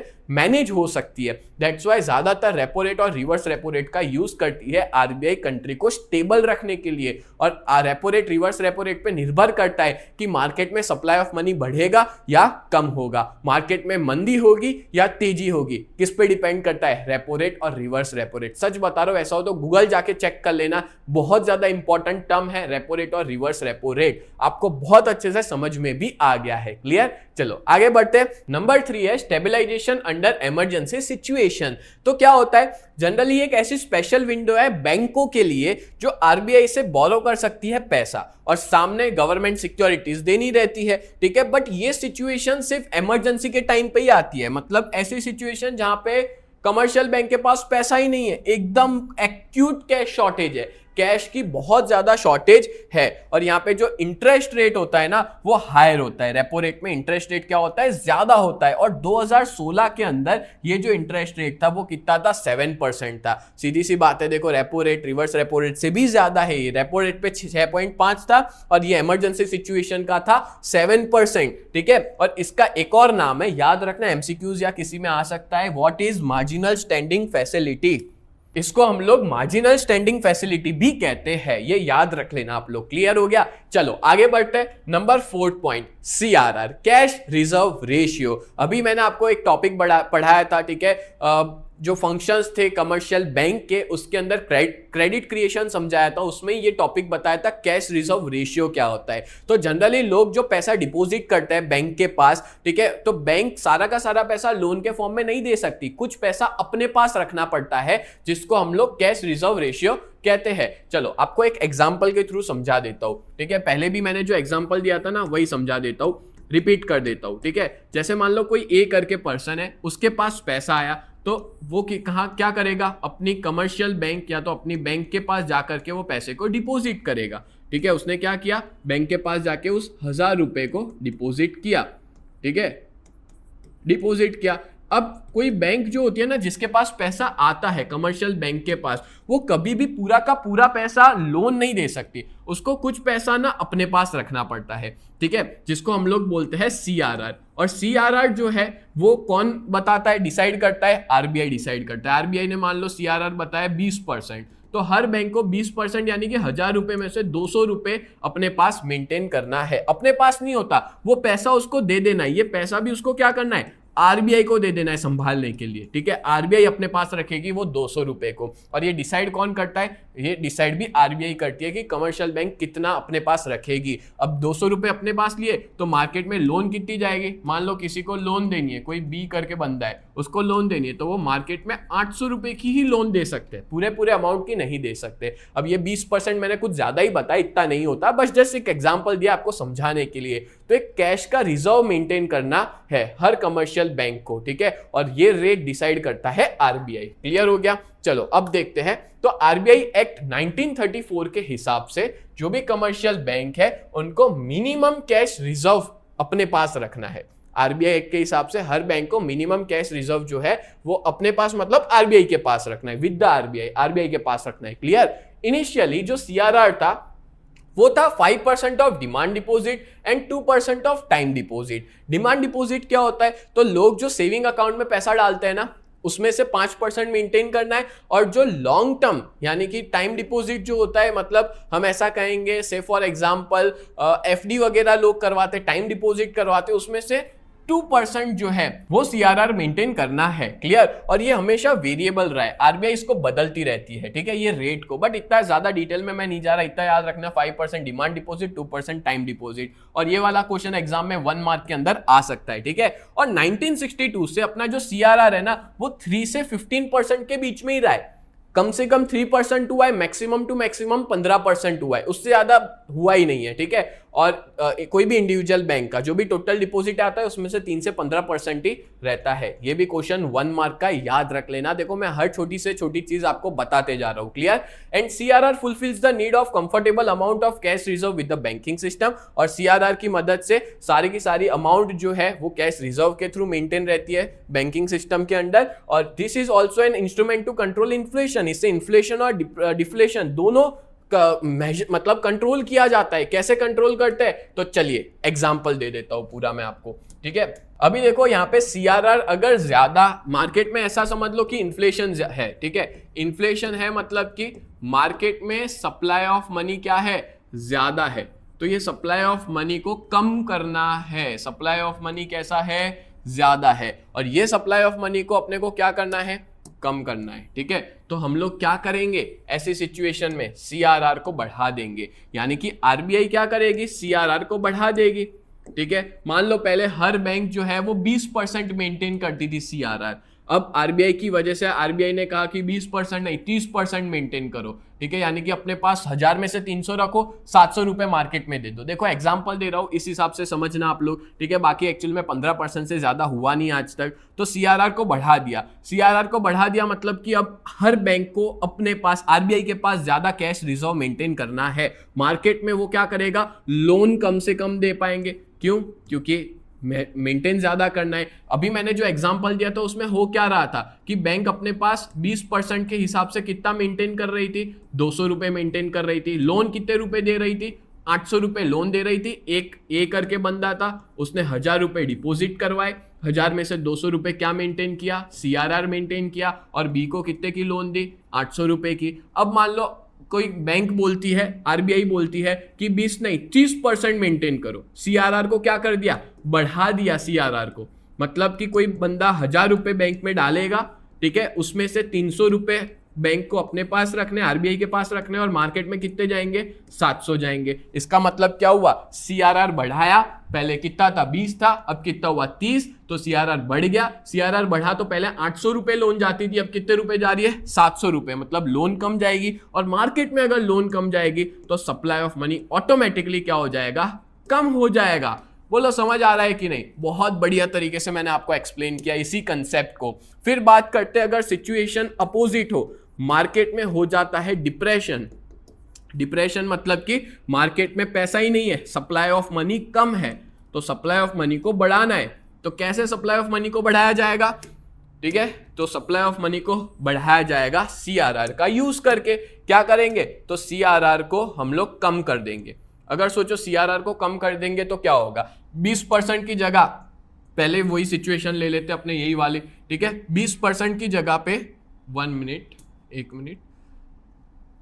20% की जगह पे अगर मान लो आरबीआई कहती है सिर्फ 10% मेंटेन करना है, कितना परसेंट, 10%, ठीक है, तो सीआरआर को आरबीआई ने कम कर दिया। पहले कितना बोला था 20, अब कितना हो गया, सीआरआर हो गया 10%। यानी कि अगर कोई 1000 रुपए बैंक में डालेगा तो उसमें से बैंक को अपने पास कितने रखने पड़ेंगे, 100 रुपए, और मार्केट में लोन कितने की जाएगी, 900 रुपए की। तो देखो पहले 800 की जाती थी, अब कितने की जा रही है, अब कितने की जा रही है, 900 की जा रही है, ठीक है, अब कितने की जा रही है, 900 की जा रही है। इसका मतलब क्या हुआ, पहले के कंपैरिजन में लोन ज्यादा जा रही है, तो लोन ज्यादा जाएगी तो सप्लाई ऑफ मनी क्या हो जाएगा, बढ़ जाएगा। तो अल्टीमेटली पूरा खेल सप्लाई ऑफ मनी का ही है, डिमांड और सप्लाई ऑफ मनी का ही है। तो मार्केट में जो पैसों का सप्लाई कम हो चुका था, मंदी थी, वो मंदी चली जाएगी, मार्केट में सप्लाई ऑफ मनी बढ़ जाएगा। किसके वजह से, सीआरआर जब कम हो जाएगा तब। बोलो क्लियर हुआ, सबको समझ में आया? तो सीआरआर कम हुआ तो अपना सप्लाई ऑफ मनी जो है वो बढ़ गया। और ये चीज मैंने आपको बहुत ज्यादा अच्छे से डिटेल में समझाई है, शायद आपके स्कूल में भी इतने डिटेल में एक्सप्लेन ना करे कोई फैकल्टी, ठीक है, बट ये मैं उम्मीद करता हूं आप पूरा कंसेप्ट समझ चुके होंगे। और यहाँ पे आगे जो लिखा है ना वो भी बता देता हूं कि क्या लिखा था। देखो, व्हेन सीआरआर इज हायर, जब सीआरआर हायर होता है, इन्फ्लेशन कंट्रोल करने के लिए सीआरआर को क्या करता है, हाई कर देते हैं। मैंने बताया आपको सीआरआर को क्या कर दिया, इन्फ्लेशन को कंट्रोल करने के लिए हाई कर दिया। अब इन्फ्लेशन को हाई किया तो कमर्शियल बैंक जो है उसके पास कम डिपॉजिट रहे, मतलब उसको ज्यादा सीआरआर मेंटेन करना है और मार्केट में लोन कम जाएगी, और फ्यूअर लोन जाएगी, मार्केट में लोन कम जाएगी तो मनी सप्लाई अपने आप कम हो जाएगा और इन्फ्लेशन कर्टेल्ड मतलब कंट्रोल में आ जाएगा। और सीआरआर रिड्यूस करने से डिफ्लेशन और डिप्रेशन जैसे सिचुएशन को भी कंट्रोल किया जा सकता है।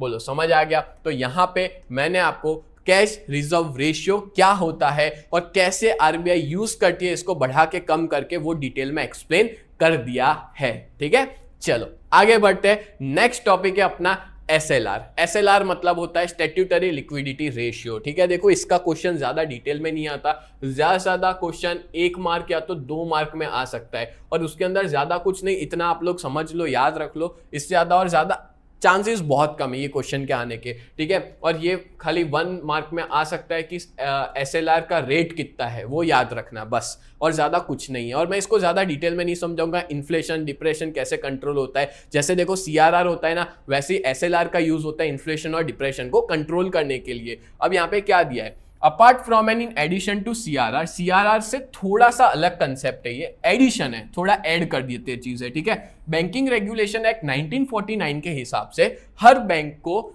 Equal to and not less than 25% of their total deposit, bank के पास जो भी टोटल डिपॉजिट आता है, डिमांड डिपॉजिट हो या टाइम डिपॉजिट हो, उसमें से 25% मेंटेन करना है, इक्वल टू और नॉट लेस देन कौन सी चीज को, तो कैश, गोल्ड और अनअकम्ड अप्रूव सिक्योरिटीज, 3 चीजों को।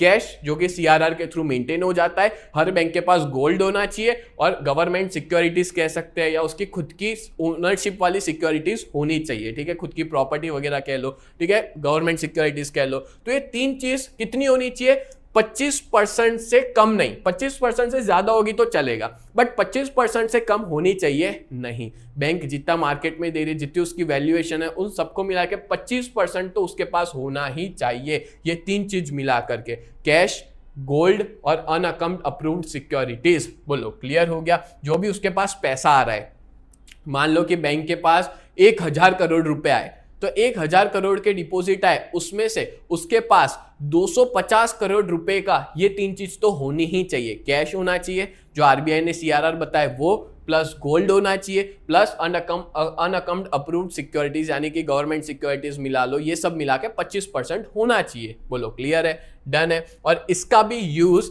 आरबीआई किसके लिए करती है, तो इन्फ्लेशन और डिप्रेशन जैसे सिचुएशन को कंट्रोल करने के लिए यूज किया जाता है। ठीक है, इन्फ्लेशन और डिप्रेशन को कंट्रोल करने के लिए एसएलआर को बढ़ाते हैं और एसएलआर को कम करते हैं। बोलो क्लियर है? समझ आ गया? वैसे भी अपने पढ़ क्या रहे, इंस्ट्रूमेंट्स पढ़ रहे मॉनेटरी पॉलिसी के, और जिसमें एसएलआर का बहुत इंपॉर्टेंट रोल है। चलो नेक्स्ट बढ़ते हैं 6 पॉइंट पे, OMO, ओपन मार्केट ऑपरेशंस। आगे बढ़ने से पहले मैं आप लोग को ये इंपॉर्टेंट इंफॉर्मेशन बताना चाहता हूं, अगर आप लोग 12 जीएसईबी कॉमर्स में हो और अपनी बोर्ड की प्रिपरेशन बहुत बढ़िया तरीके से करना चाहते हो ना, तो आप लोग हमारी सुप्रीम बैच में ज्वाइन हो सकते हो, जहां पे हम लोग 4 सब्जेक्ट्स पढ़ाते हैं, अकाउंट, स्टैटिस्टिक्स, इकोनॉमिक्स और ओसीएम, और इन चारों सब्जेक्ट की जो फीस है वो है 3499, जो कि बहुत ज्यादा रिजनेबल है पूरे साल के लिए। जहां पे अकाउंट्स और स्टैट्स के लाइव लेक्चर्स होते हैं एवरीडे मंडे टू सैटरडे, जहां आप अपने सारे डाउट्स को क्लियर कर सकते हो,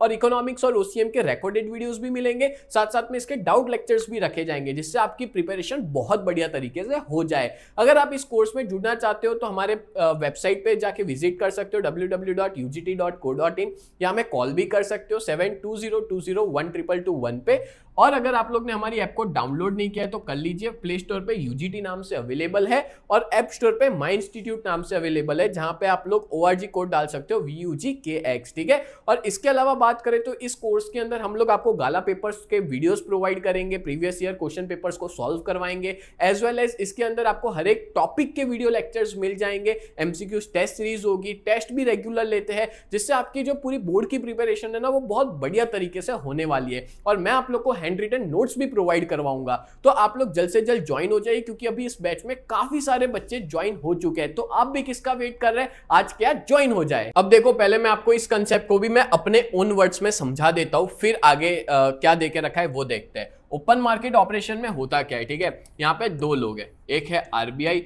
और एक है मार्केट, ठीक है। थोड़ा सा अपने साइड में लिखते हैं, जिसकी वजह से मैं अलग अलग तरीके से आपको समझा सकूं। मैं बेस्ट तरीके से ट्राई करता हूं आपको एक्सप्लेन करूं, ठीक है। आरबीआई है और मार्केट है, ये दोनों के बीच की बात है। जब आरबीआई मार्केट के अंदर गवर्नमेंट बॉन्ड्स को परचेज करती है और सेल करती है, ठीक है, और मार्केट से पैसा लेती है और देती है, यानी कि गवर्नमेंट बॉन्ड्स कहो या गवर्नमेंट सिक्योरिटी कहो, उसको परचेज और सेल किया जाता है, ठीक है। परचेज और सेल करेगी तो उससे क्या होगा, परचेज सेल करने से या तो पैसा आएगा मार्केट से या तो पैसा जाएगा, मनी इनफ्लो होगा या मनी आउटफ्लो होगा, ठीक है। आरबीआई के पास इनफ्लो होगा या तो पैसा जाएगा। बोलो क्लियर है। तो ये कहाँ किया जा रहा है, ओपन मार्केट में। इस वजह से इसका नाम क्या देके रखा है, open market operation, OMO, open market operation इसको कहते हैं, जिसमें पैसा मार्केट से लेते हैं और देते हैं गवर्नमेंट सिक्योरिटीज को बेच के और खरीद के। अब कैसे लेते हैं देते हैं वो समझाता हूं। अगर सोचो इन्फ्लेशन होता है, इन्फ्लेशन, अब आप लोग ही मेरे को बताओगे, ठीक है। वैसे ही लेक्चर तो काफ़ी लंबा हो चुका है, बट ये चीज़ ना मैं चाहता हूँ कि आपको बहुत अच्छे से एक्सप्लेन करूँ, क्योंकि अभी आपके एग्जाम को टाइम है, आप पढ़ना चाहो तो बहुत अच्छे से पढ़ सकते हो, ठीक है, हर एक चीज़ को डिटेल में। इन्फ्लेशन जब होता है तो मार्केट में पैसों का सप्लाई क्या होता है, ज़्यादा होता है, क्योंकि मार्केट में सबके पास पैसा है, तेजी है, ठीक है। इन्फ्लेशन यानी तेजी अपने कह सकते हैं, मार्केट में सप्लाई ऑफ मनी ज़्यादा है। अब होता क्या है इस सिचुएशन में कि आरबीआई जो है ना वो ओपन मार्केट में, यानी कि हम मार्केट कहेंगे, आरबीआई जो है वो मार्केट के अंदर क्या करती है, अपने पास जो भी गवर्नमेंट सिक्योरिटीज या तो फिर बॉन्ड्स है उसको बेच देती है, ठीक है। गवर्नमेंट सिक्योरिटीज और बॉन्ड को क्या करती है, सेल कर देती है। मैं लिख लेता हूं यहाँ पे, गवर्नमेंट सिक्योरिटीज और बॉन्ड्स को सेल कर देती है। अब सेल करेगी तो पैसा आएगा, कोई चीज को बेचा जाएगा तो क्या होगा, पैसा आएगा। तो मार्केट से पैसा, जो सप्लाई ऑफ मनी बढ़ गया था ना, वो पूरा पैसा कहाँ चला गया, मार्केट से आरबीआई के पास चला गया, ठीक है। तो जो सप्लाई ऑफ मनी बढ़ गया था, इसकी वजह से सप्लाई ऑफ मनी क्या हो गया, कम हो गया। क्यों, क्योंकि पहले पैसा मार्केट में था, मार्केट से कहाँ पे चला गया वो पैसा, आरबीआई के पास चला गया। तो मार्केट से पैसा कम हो गया, आरबीआई के पास आ गया, तो इन्फ्लेशन की सिचुएशन कंट्रोल में आ जाएगी। क्लियर। अब मान लो डिप्रेशन हो गया, क्या हो गया, डिप्रेशन, ठीक है। मार्केट में चल रही है मंदी, डिप्रेशन है, तो डिप्रेशन जैसी सिचुएशन में सप्लाई ऑफ मनी क्या हो जाता है, कम हो जाता है। और डिप्रेशन में सप्लाई ऑफ मनी कम हो गया है, तो ऐसी सिचुएशन में मार्केट में पैसा इनफ्लो करना है, मार्केट में पैसा डालना है, तो उस सिचुएशन में क्या करेगी आरबीआई, तो आरबीआई करेगी गवर्नमेंट सिक्योरिटीज को, आरबीआई जो है, एक मिनट, आरबीआई मार्केट के अंदर जो भी गवर्नमेंट सिक्योरिटीज है, गवर्नमेंट सिक्योरिटीज जो भी है उसको खरीद लेगी, परचेज कर लेगी, ठीक है। परचेज कर लिया जाएगा आरबीआई के द्वारा। किसको परचेज कर लिया जाएगा, गवर्नमेंट सिक्योरिटीज को परचेज कर लिया जाएगा।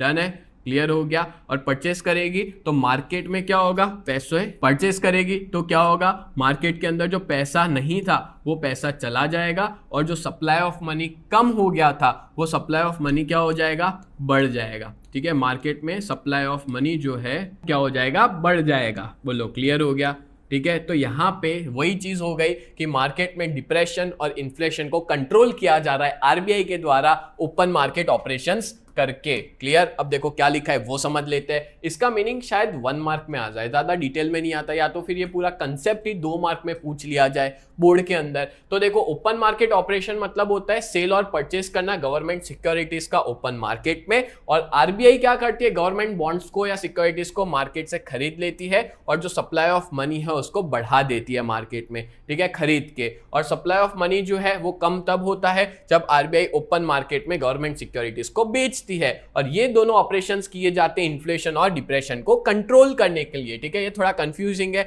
ये चीज याद रखना, एग्जाम में उन वर्ड्स में बना के लिख लेना और ये कंसेप्ट समझ लेना। ये तीनों चीज में पूरा कंसेप्ट आ गया। इसके अलावा और कुछ भी नहीं बचा इसमें, ठीक है। और मेरे को उम्मीद करता हूं ये पूरा कंसेप्ट आपको बहुत अच्छे से समझ में आया होगा। और लास्ट पॉइंट है हमारे क्वांटिटेटिव मेजर का, और वो है sterilization of RBI accounts against shock arising from the excessive increase और decrease in amount of foreign exchange. यानी कि बहुत सी बार क्या होता है कि मार्केट जो होता है ना अपना इंडिया का मार्केट, उसमें बहुत ज्यादा फॉरेन एक्सचेंज नहीं आना चाहिए या बहुत कम भी नहीं होना चाहिए। अब देखो मार्केट में फॉरेन एक्सचेंज होना चाहिए, एक लिमिट में होना चाहिए, जिससे क्या है इंपोर्ट एक्सपोर्ट चलता रहे, ठीक है, व्यापार जो है दूसरी सब कंट्री से वो चलता रहे। बहुत ज्यादा होने से भी चीजें खराब हो जाती है और बहुत कम होने से भी चीजें खराब हो जाती है।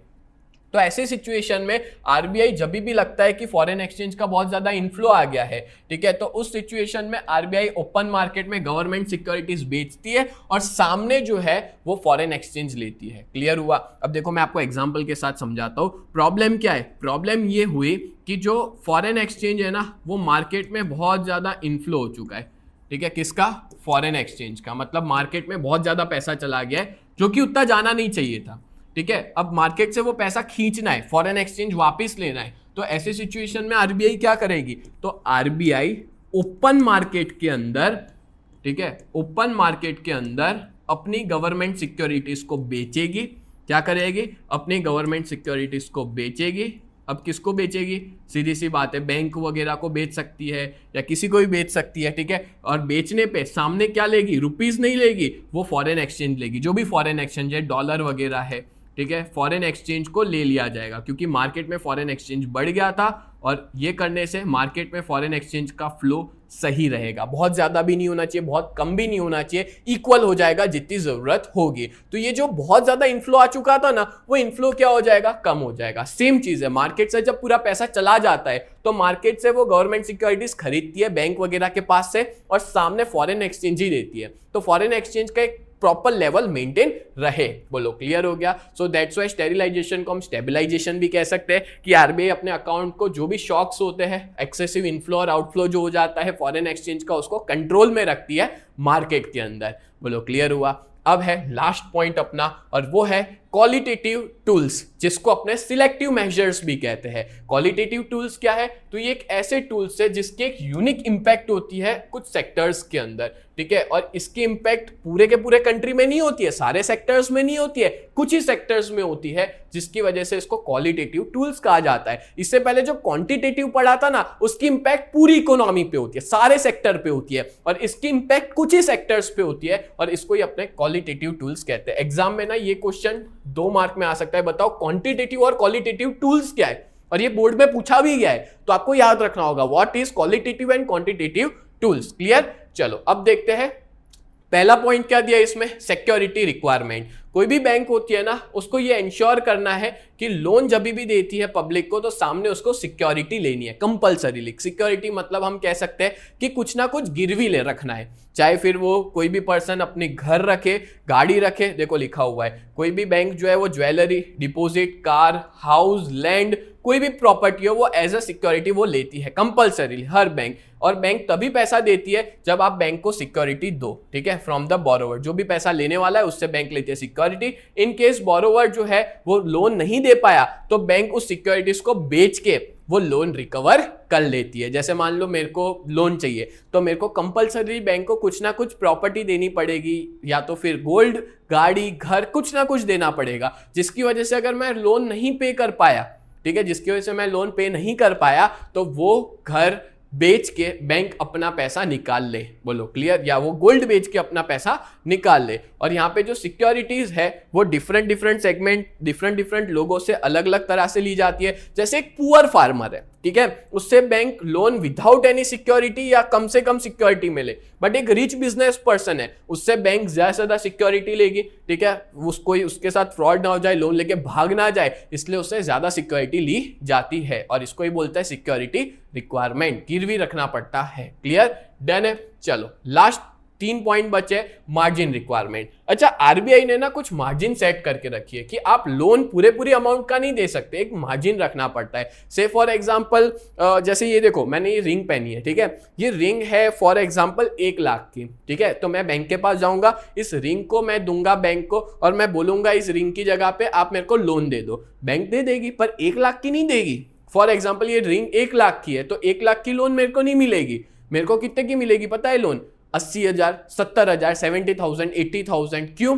अगर मान लो गोल्ड का भाव गिर गया तो बैंक का नुकसान ना हो, इस वजह से। तो इसको बोलते हैं मार्जिन रखना। हर बैंक अपने मार्जिन्स रखती है, मार्जिन मेंटेन करती है। तो an individual is given a certain percent of loan of the total value of assets. मैंने नहीं बताया 70-80% का ही मेरे को मेरे जो मैंने सिक्योरिटी रखी है उसके सामने पैसा मिलेगा, पूरे अमाउंट का कभी नहीं मिलता, ठीक है। और इसको ही मार्जिन रिक्वायरमेंट कहते हैं। And banks are directed to selectively keep different margin for different purposes. सीधी सी बात है, अलग अलग पर्पस के लिए अलग अलग मार्जिन होता है। होम लोन है उसमें मार्जिन थोड़ा कम होता है, कार लोन में मार्जिन ज्यादा होता है, अलग अलग मार्जिन के हिसाब से लोन दी जाती है। देन है number 3 ceiling on credit. Ceiling on credit मतलब क्या होता है कि अलग अलग पर्पस के लिए अलग अलग लोगों को अलग अलग तरह की लोन देना, ठीक है। और लास्ट है नंबर 4 डिस्क्रिमिनेटरी इंटरेस्ट रेट। इसका मतलब होता है कि बैंक ना हर एक से सेम इंटरेस्ट चार्ज नहीं करती, भेदभाव करती है इंटरेस्ट लेने में, ब्याज लेने में। कैसा भेदभाव? तो यहाँ पे एग्जांपल भी देके रखा होगा, ठीक है। एग्जांपल क्या दिया है? A relatively lower rate of interest is charge from a needy farmer. एक फार्मर से कम इंटरेस्ट लेती है, और जबकि एक रिच बिजनेस पर्सन से ज्यादा इंटरेस्ट लिया जाता है अगर उसको कोई गाड़ी खरीदनी है, कोई घर खरीदना है, लग्जूरियस चीजें खरीदनी है।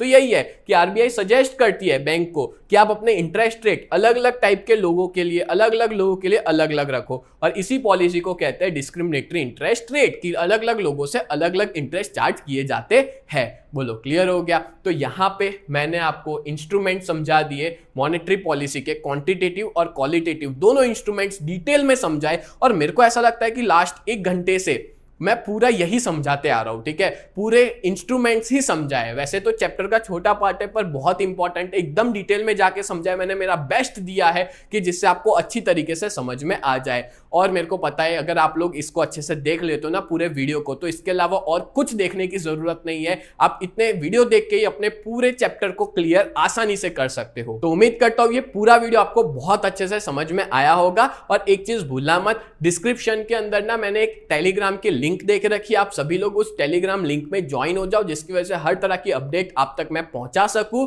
और ऐसे वीडियोस देखने के लिए चैनल को जरूर सब्सक्राइब करिए। मिलते हैं नेक्स्ट वीडियो में, तब तक के लिए bye and thank you so much.